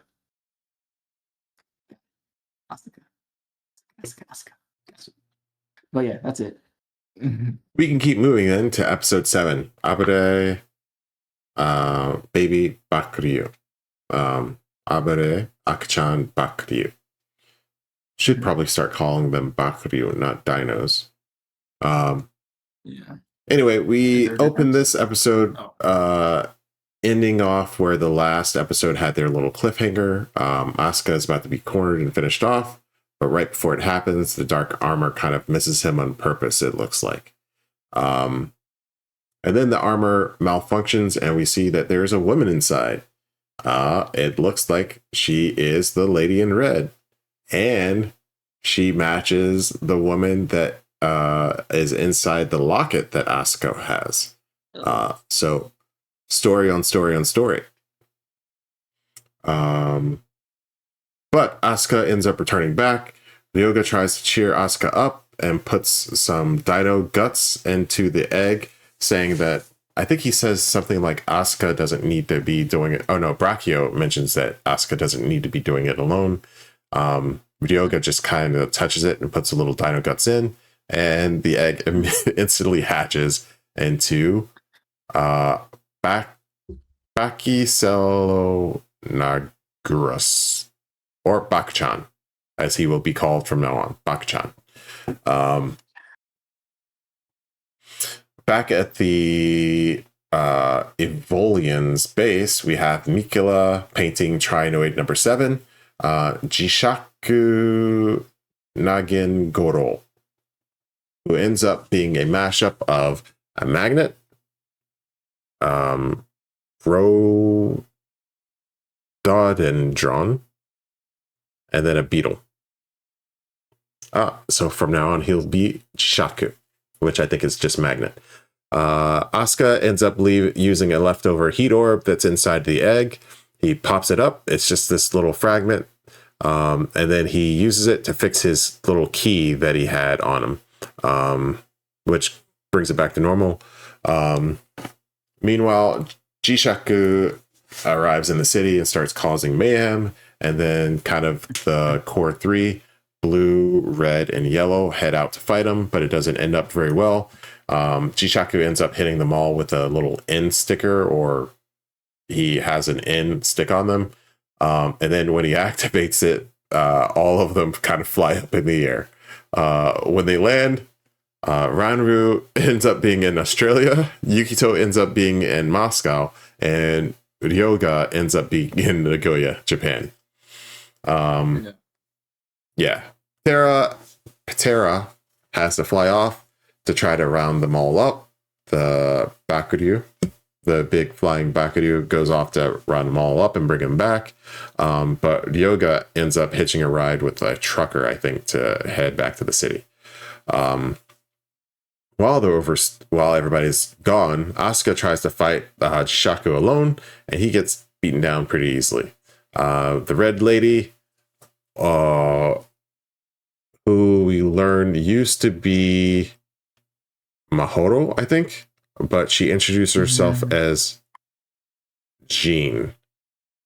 She shows up, asks Asuka a question on how to don the armor that she has on, pulls him close like she's being intimate, but she actually just touches the little jewels on their cheek or like on his face. And then that's how she steals info from him without him actually giving her the information. Then Asuka finally transforms into Abare Black, but he's still too weak, and then he gets beaten again. Ryoga ends up arriving for support, but Jean just kind of walks away. Asuka is kind of powerless, so the rest of them arrive at that time. Yukito and Ranru arrive. Eventually, they realize that the magnets, or they figured out, I don't remember who it was, but they figured out the magnets lost their effect when they get heated up, which happened to happen when they came back through the atmosphere. So they attack Jishaku while he doesn't know that, and then take him down. Jishaku goes giant, Asuka gets knocked out of his transformation. Everybody I think only Ranru and Yukito didn't know that he was Abare Black, but now they do. And then Jishaku tries to hide underneath the ground. Once he does, Ryoga reveals that he used to be a salmon fisher. So he uses those skills to use their weapon and spear Jishaku and destroy him for good. Afterwards, Asuka ends up leaving the group for a bit to get some, after he gets some shade from Yukito back at the base. And then the episode ends with Emily screaming. And that's kind of where your little pre-ending cliffhanger comes in. Once we come back after the ending, we find out that the baby dino, Bakuchan, is just jumping all over the place. That's it. Nice. That's why she screamed. What'd you think? I love it.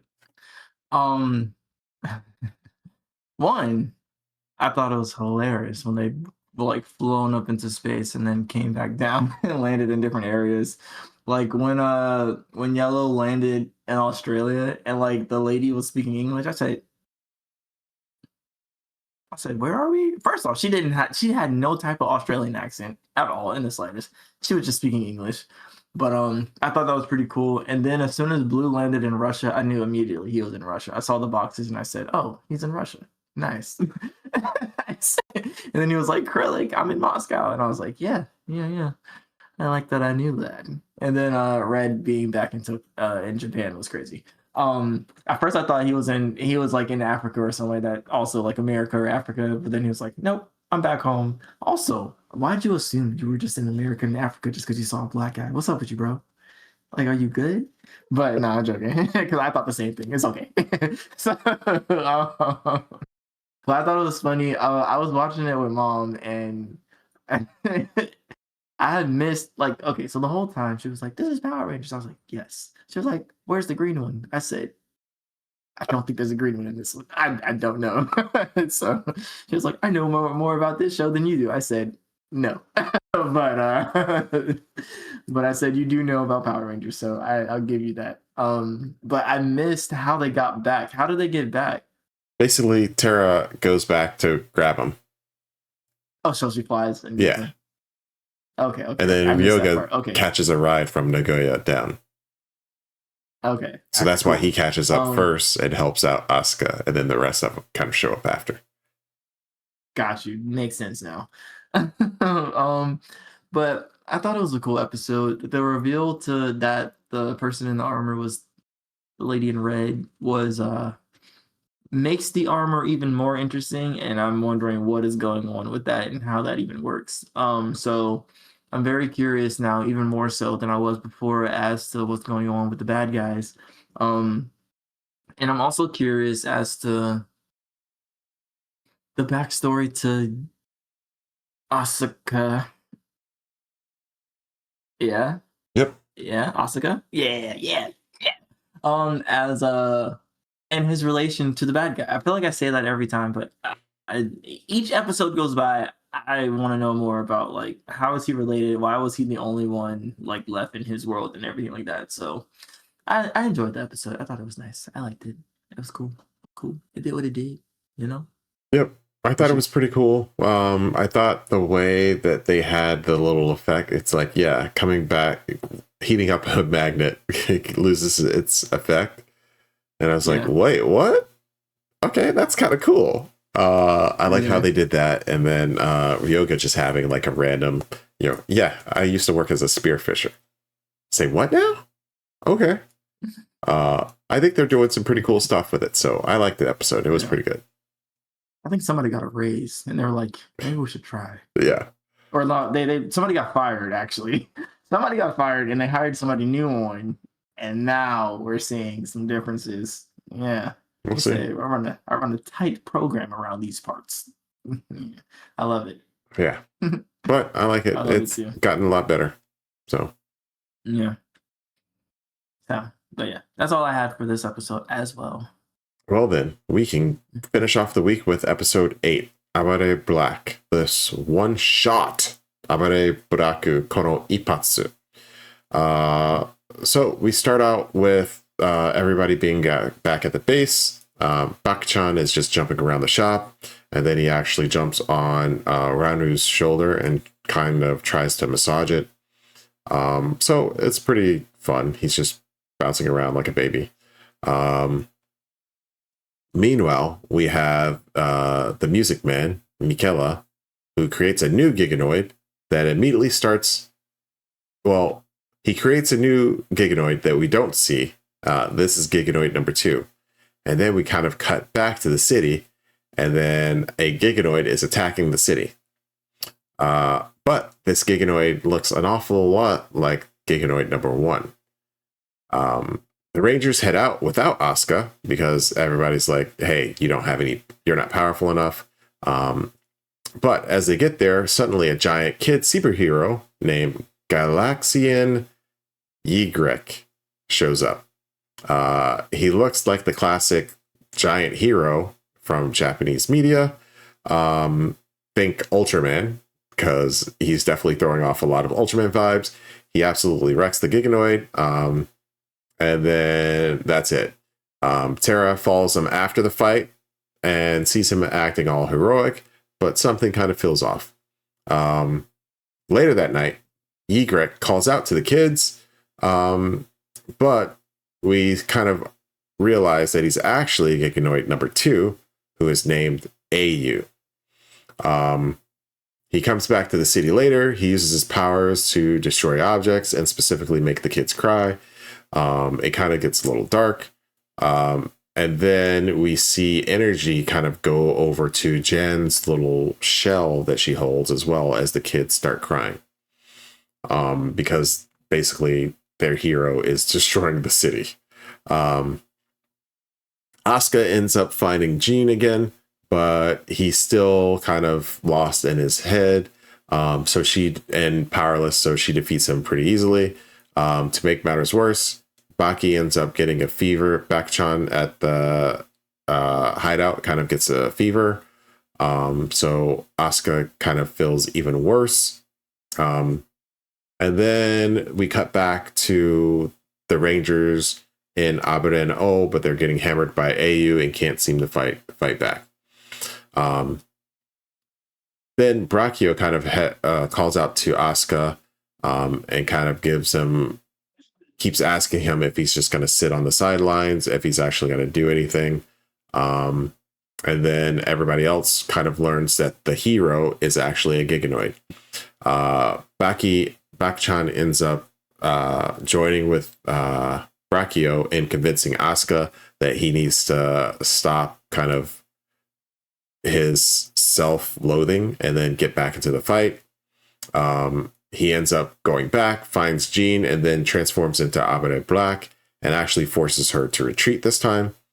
And then he ends up using a move called Fire Inferno to take down Au, even though Au is like in giant form and he's still his normal size. But the effort is too much, and then Asuka immediately passes out after doing all of that. And then I think we end up cutting for their little cliffhanger. And then when we get back, we're back at the hideout. And Bakuchan has actually grown big, but Asuka is still passed out. And that's it. What'd you think?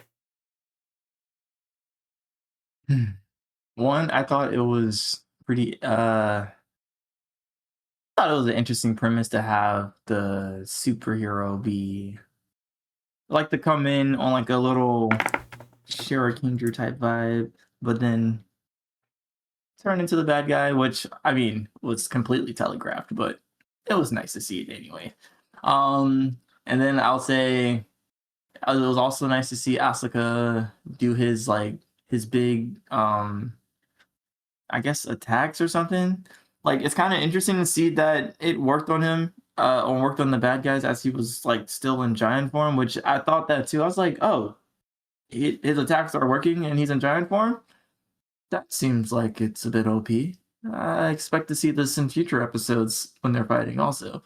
But I thought it was pretty cool. I did think about the property damage that was being done from his attacks when he opened up a fissure and sent the giant blaze of fire into the sky. But I'm sure we're not going to hear anything else about that.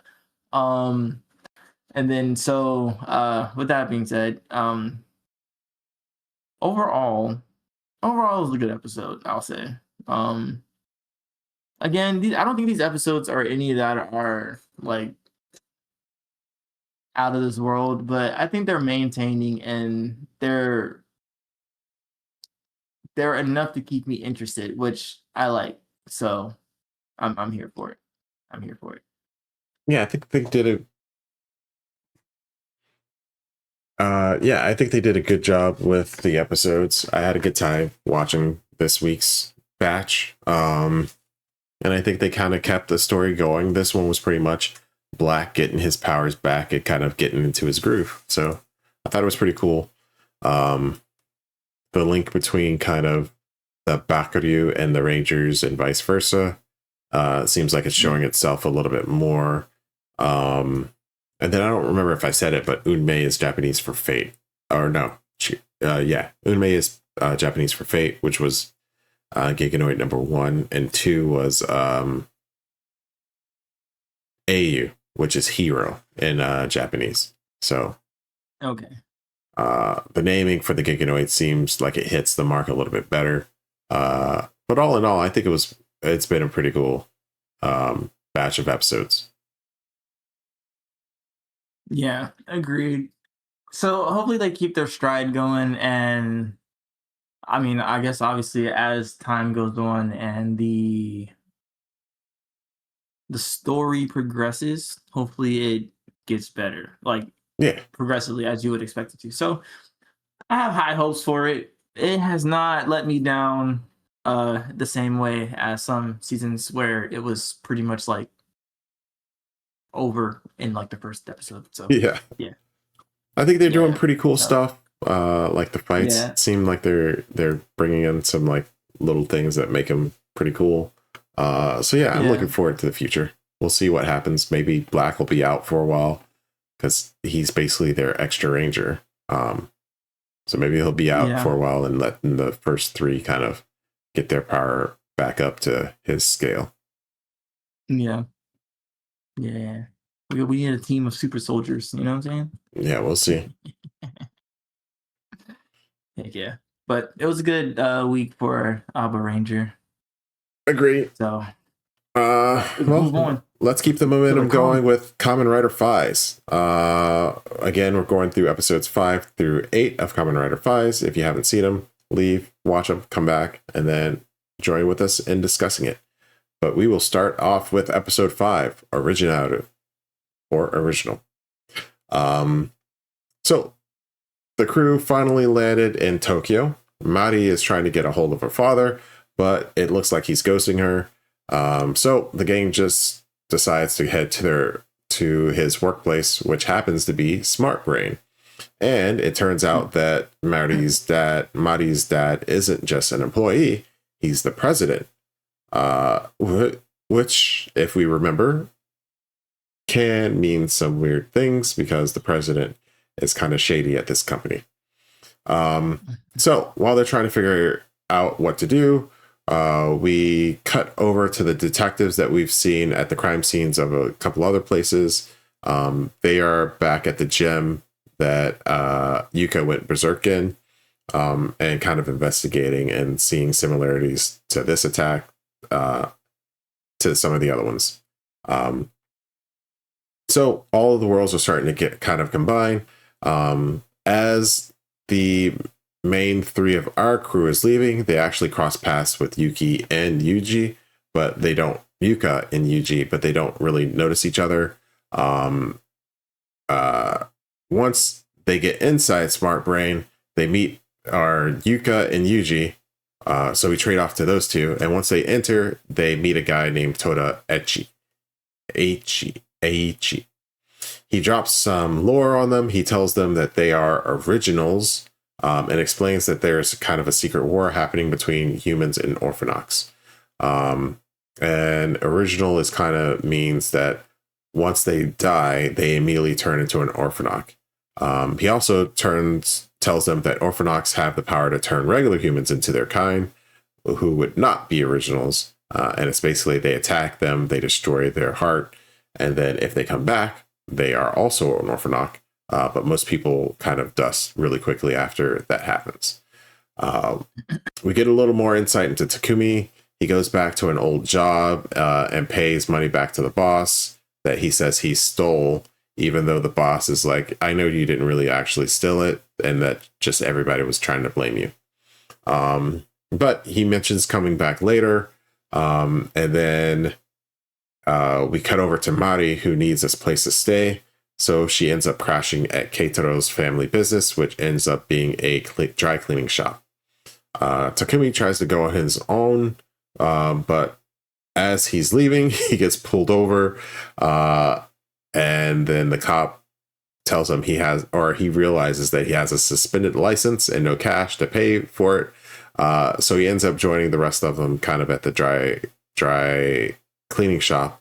And he's going to help Keitaro in order to earn the money to kind of get his license back. While the Orphanox are at a cafe hanging out, Takumi and Mari happen to swing by. But that shop happens to be the one that Takumi was going to head back to, and that's the owner that he was talking to before. It's just Toda, I think is his name. Is it Toda? Yeah, Toda. Man attacks pretty much all of the people inside of the shop. And then Takumi and Mari starts running away because they don't have the belt on hand. So they call Keitaro to bring them the gear while they kind of run around to try to buy some time. During the chaos, we get a moment where Takumi admits that the reason he likes acting like the reason he acts like a jerk is because it kind of keeps people at distance, and he says that he's afraid of betraying them. And that's why he kind of acts the way he does. But Keitaro finally shows up with the belt while they get found again by Toda. Then Takumi transforms and he goes head to head with them. Takumi ends up winning the fight, but Toda ends up disappearing before we see him die. Then he ends up reappearing in front of Yuka and Yuji and tells them that this is their final lesson, what happens to an Orphanox when he dies, and then he turns to ash. But at the end, we see one of the people that was attacked inside of the cafe walk up, and then he kind of transforms into an Orphanox right in front of their eyes, and that's where the episode ends off. What do you think? There was a lot in that one. Yeah, it was. Yeah, I'm not gonna lie, there was a lot in most of these for the Kamen Rider ones. Let me see. As I rack my brain to try to get to where I want to be. One, it was cool to get backstory on them, to find out that they're originals and that they're Orphanox and whatnot, and that there's a secret war happening between the humans and the Orphanox. Cold move to just turn random human number 3 into an Orphanox and then have him dust and be like, yes, so this is what happens when a human is not strong enough to turn into one. Oh yeah, that's right. So, I was like, whoa. I said, okay, buddy.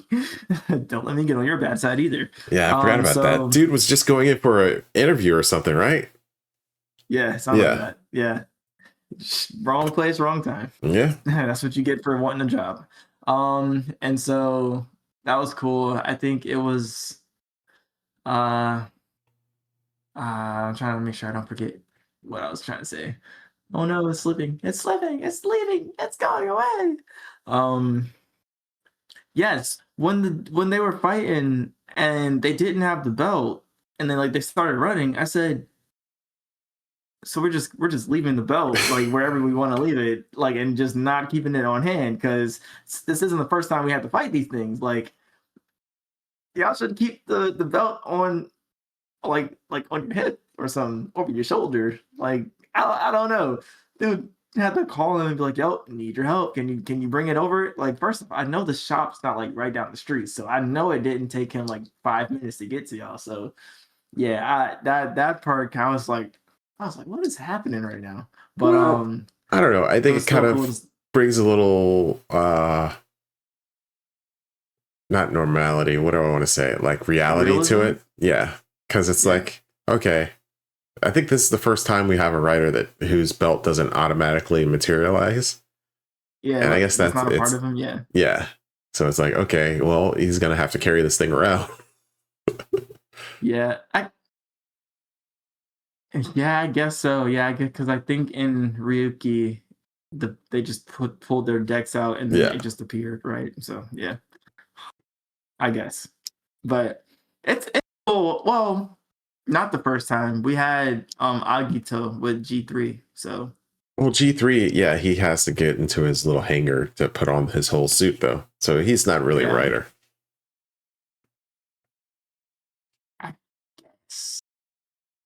I guess he could have been the precursor to Faiz, but who knows? Whatever. They could be connected. But I thought that was cool. Um I think a lot did happen in this one. Jeez Louise.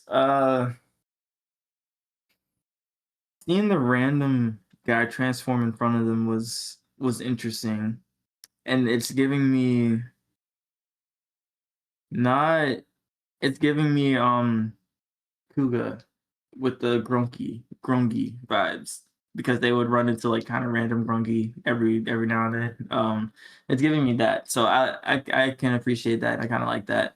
But also, oh, I'll save that for later. But okay, yeah, my thoughts are running away from me. A lot happened, but yeah, I'm gonna leave it at that. As far as now, I did enjoy the episode though. I enjoyed it a lot, so I liked it. But my thoughts are running away. So go ahead. Yeah, good episode. I like what they're doing so far. The whole belt thing, I wonder if that's going to be a running, it's not really gag, Gag. but like a Yeah. running thing that's going to happen. It's like, okay, we don't have the belt. What's going to happen? Because I Yeah. don't remember if it does or it doesn't come back, but I'm sure it probably does. Yeah. Um, yeah, good episode overall. I'm really liking it so far. But we can move on to episode 6, Trio by Trio, or Sanin X Sanin. So we open up with a truth.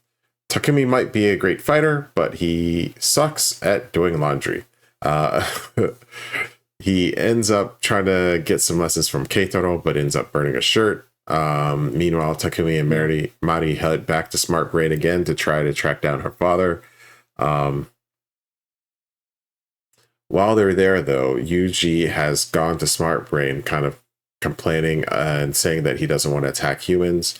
As he's leaving, he tries to break into the president's office while he's there, but kind of doesn't get anywhere. So it seems like maybe the president isn't there. But as he's leaving Smart Brain, Takumi and Mary kind of spot him and decide that they need to steal his ID badge in order to get in. As they're trying to steal it from his car, they get caught. And then Mari kind of throws Takumi under the bus, which is pretty harsh, that how she could just come up with a story like that and then just get Takumi gone. But that's kind of what she does. Yeah. Dude that got attacked at the cafe ends up waking up and then immediately runs out, and he's like, hey, thanks, I got some place to be. And then he bounces. Yuka ends up chasing after him from the apartment and bumps into Keitaro, who neither of them recognize the other one, but they have been sending messages back and forth over the cell phone. When they bump into each other, she drops her phone. He ends up finding it and eventually returns it to her. And kind of, she just walks off, but he doesn't know who it is, obviously, and she doesn't know who it is. Meanwhile, we cut back to the detectives investigating the string of weird deaths around the city and discover a common thread. All of the victims are missing their hearts. And one of the detectives is like popping some pills that almost looks like heart medicine. So I'm sure that might be important later on. So we cut back to the guy that got turned inside the cafe, and he was actually on his way to a job interview. He's trying to do this, but as he's leaving, the boss that's interviewing him ends up being a I don't know, part of the mafia or something. I don't know if he's Yakuza. He's basically trying to run an insurance scam and somehow claim insurance from his employees by killing them. The detective mentions that this has been going on, and then we cut back and we see that it's actually this dude doing it. So that's why he hires Kato, the dude from the cafe. But the boss ends up being an orphanok as well. Oh, wait, no. He ends up going back to try to shake him down. But when he doesn't get it, he attacks the dude and kills him. Think so. But the boss is an orphanok. Takumi happens to witness it, doesn't hesitate, transforms into Faiz to try to take him down. And then this is where everybody kind of crosses each other without knowing that they're crossing each other. Yuji sees Faiz and New Dude fighting, and he's like, that's not going to happen. He can't kill my friend. And then he jumps into the fight. And then we see him transform into the horse form and then start charging towards those two. But that's where the episode ends up, I'm pretty sure. So what'd you think of that? A lot of stuff again. I don't really remember too much of like the great details for me to have like strong feelings about it. Yeah, these episodes were like really dense. Yeah, they're definitely handing out a lot of lore. Yeah. And explaining a lot of the stuff we've seen before, because we always see like kind of the orphanok damage the person's heart. And now we know that they're actually like removing the heart. Yeah, completely. So, I mean, I will say Yuji's the orphanok dude, right? Yuji is the orphanok. Yeah. The horse guy. Yeah. So it's cool to see him kind of not want to attack people and like him going through this whole process of trying to figure out what to do. I think it adds like a level. Well, you know me, and you know I like the depth in my characters, and I think it adds a level of depth to him that I don't think we've gotten from the bad guys, air quotes, to be completely honest, in the Kamen Riders. So it's very intriguing, and I definitely want to see more of it. It kind of. Well, they're human, kind of. So I don't want to say humanized because they start off as human, so obviously they're human. But it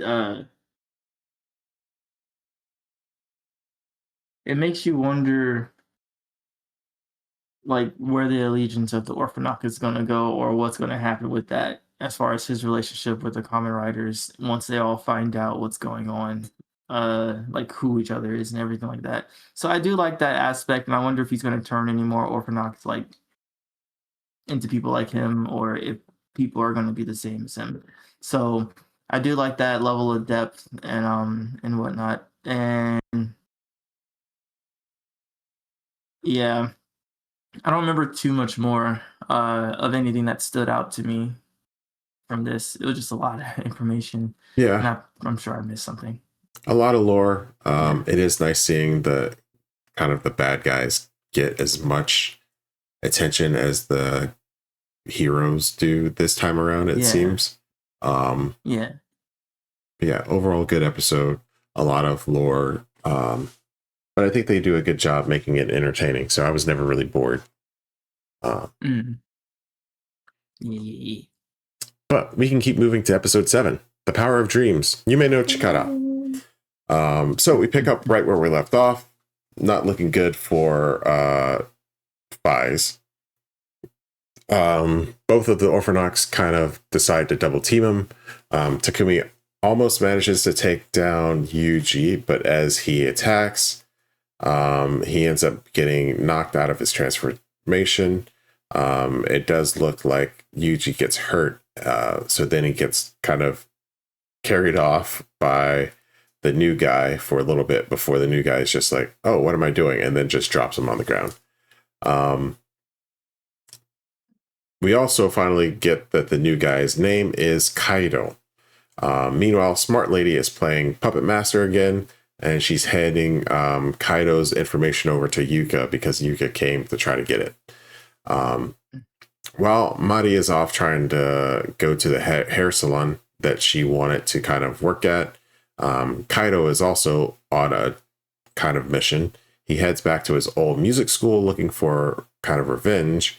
But the second he sees his former teacher, he kind of loses his nerve and calms down. But we learn that the school isn't safe because he watches one of his underclassmen crumble into sand right in front of him. And then he figures out there's another Orphanoch stalking the college. And then he realizes that something else is going on. We cut back over to Keitaro and Takumi ending up at the same school. They ended up there because one of the Keitaro's customers tried to convince him to go convince her son to come back home. So this leads up to Takumi kind of being annoyed with the whole situation. And then everybody keeps talking about their dreams and why that's the reason that they're not doing something or something else. So he ends up getting annoyed and kind of takes it out on everybody else. Meanwhile, Yuji is trying to convince Kaido not to attack humans, just like Yuji doesn't want to.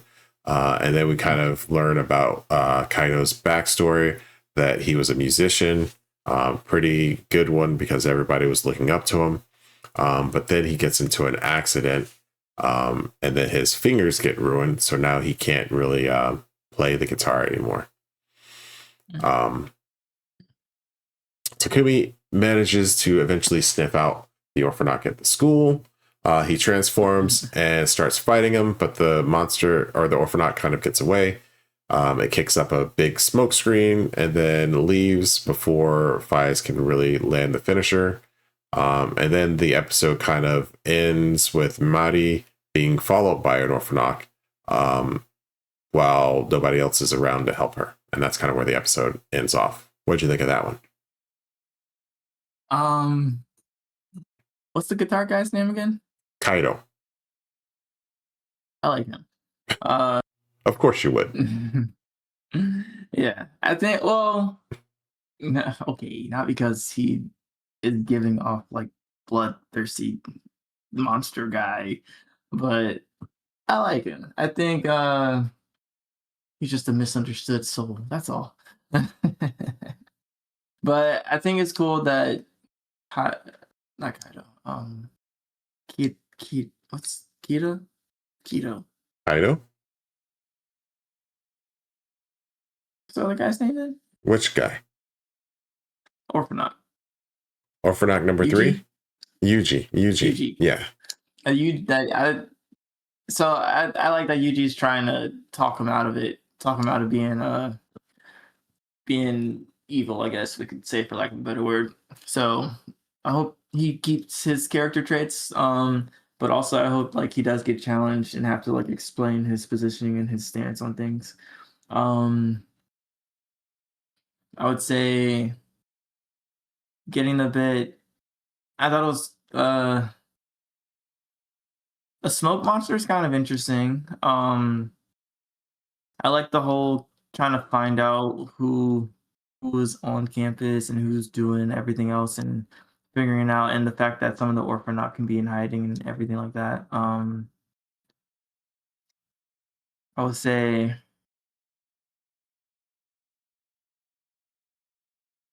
I don't know. I just kind of relate to Keto. He got bullied.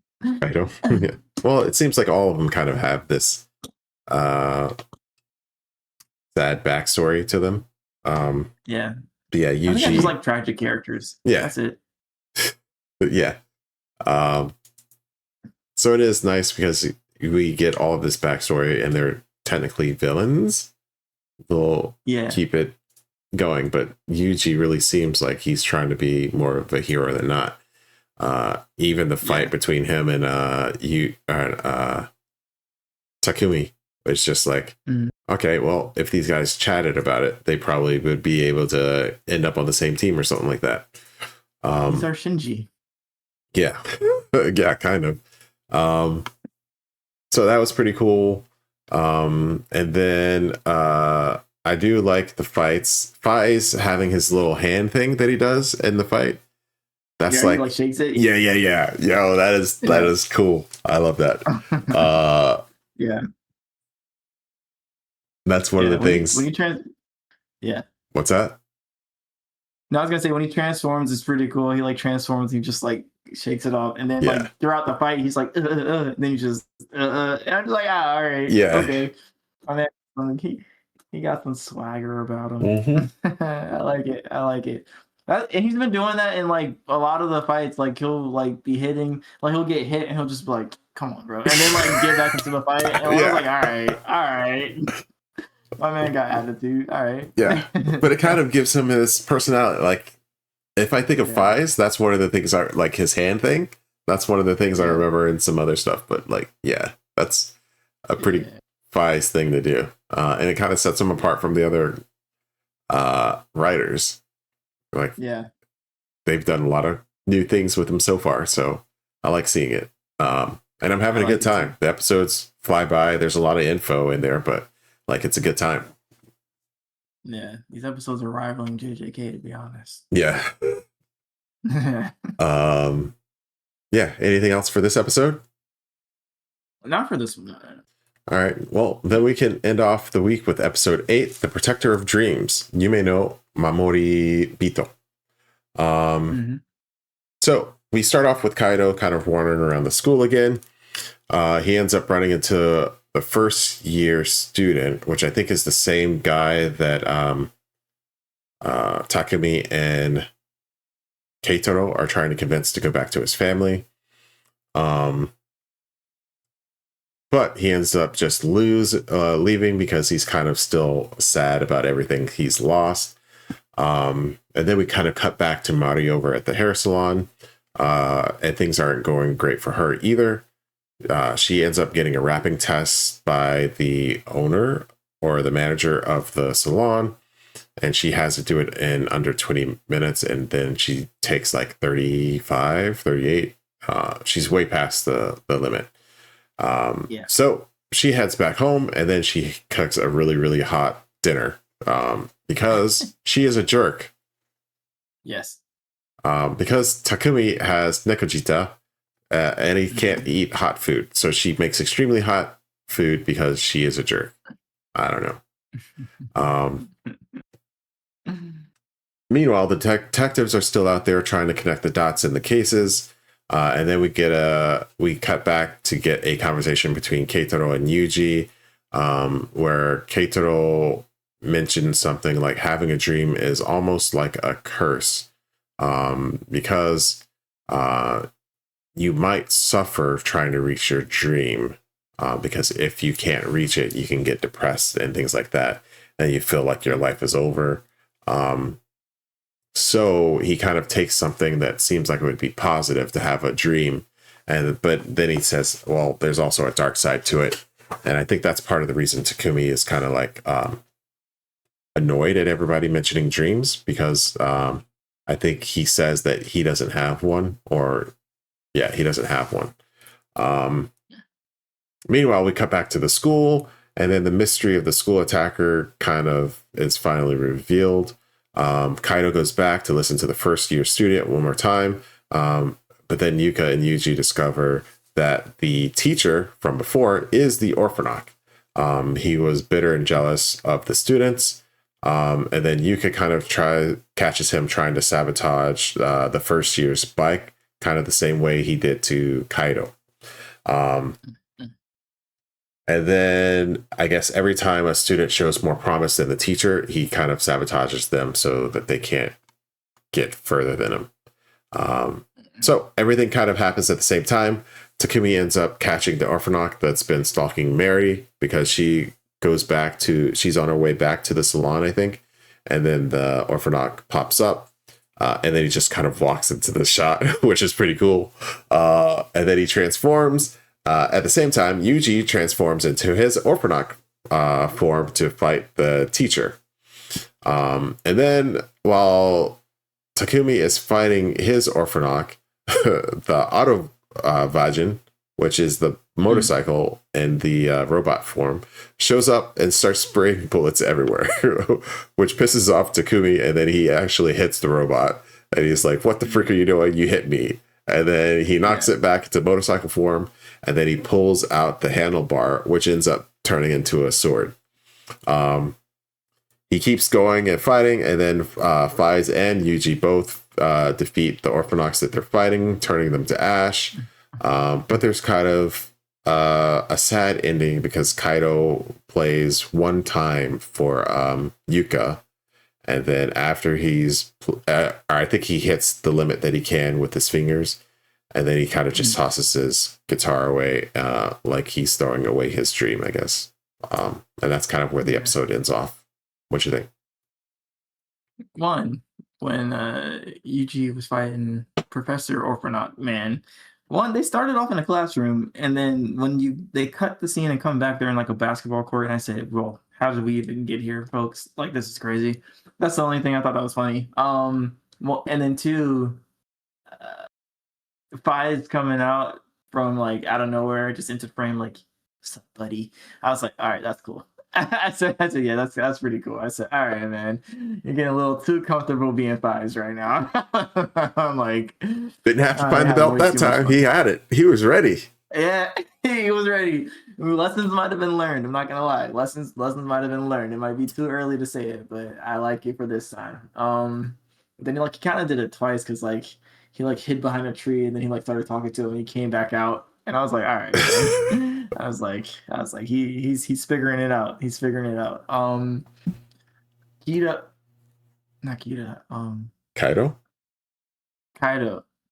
Yeah, Kaido.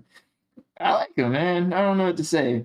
He obviously wants to attack his bullies and everything like that, but when he finds a kid that can play the guitar and stuff, like in the last episode, and he's like, "You playing my song?" Dude's like, "Yeah, man. I could play it just as good as you and everything like that." At first I was like, oh, he's about to get out of here. He's about to murk him. But nope, he said, I'll listen.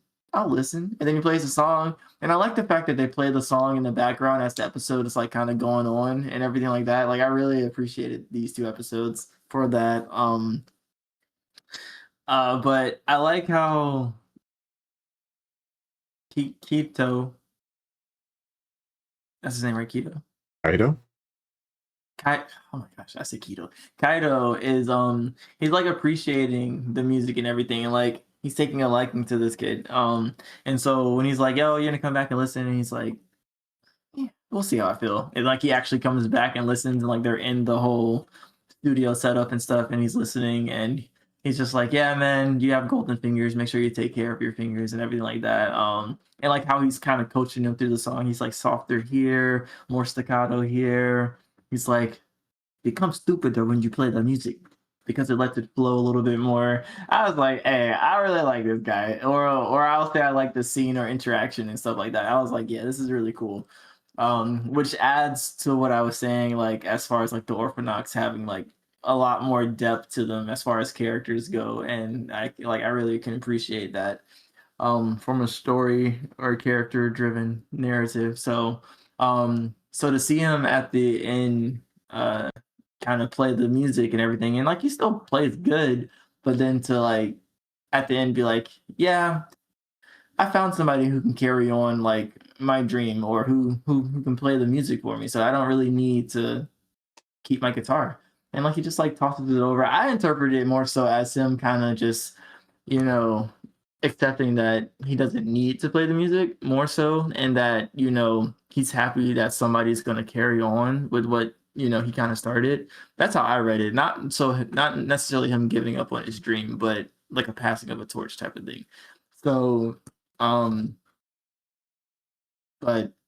I don't know, I appreciated it. So it was a really good episode, and that teacher is ridiculous. I said when he was yeah, anytime a student comes in and demonstrate that they're going to be better than me, I have to stop them. And I said, why are you a teacher, bro? I was just like, why are you here? Like, what's up with you?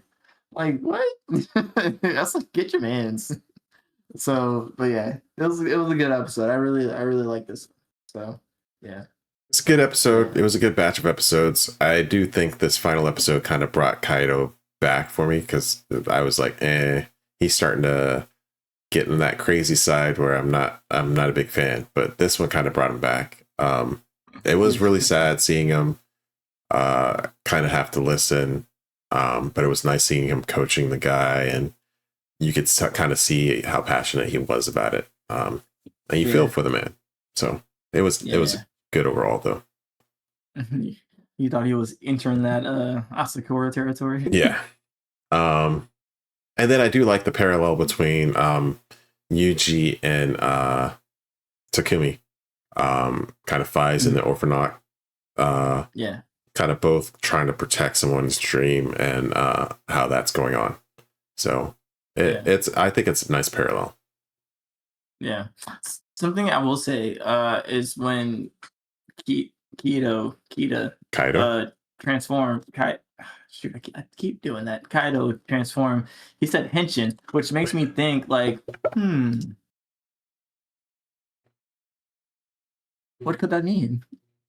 Henshin? Does that mean? Yeah. Well, no. I mean, I know henshin means like transform, but yeah. But as far as like, only every other time we ever hear henshin is when the Kamen Rider changes into his henshin form. So what does that mean about the Orphanaut? Are they a type of Kamen of the Rider variety? We'll see. So now I'm interested to find out what's going on with that and to see if that was just like a typo, fluke, or improv. So we'll see. Yeah, but all in all, good episode. I enjoyed it thoroughly. Agreed. So I think that takes us to the end of it. Thank you for hanging out with us for this week. Hopefully we'll be back next week. We'll probably have an off week in a little bit to try to catch up because I think some of the breakouts are a little bit behind. So we want to catch up so that Faiz is on the same schedule as everything else is.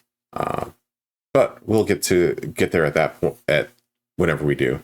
But until then, we may not have much money. We may not have much time. But there's one thing we do have a lot of. And that is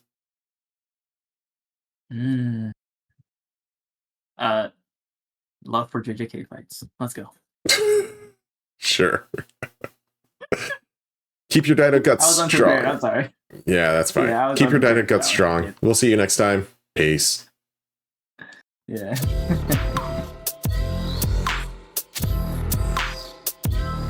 Oh man.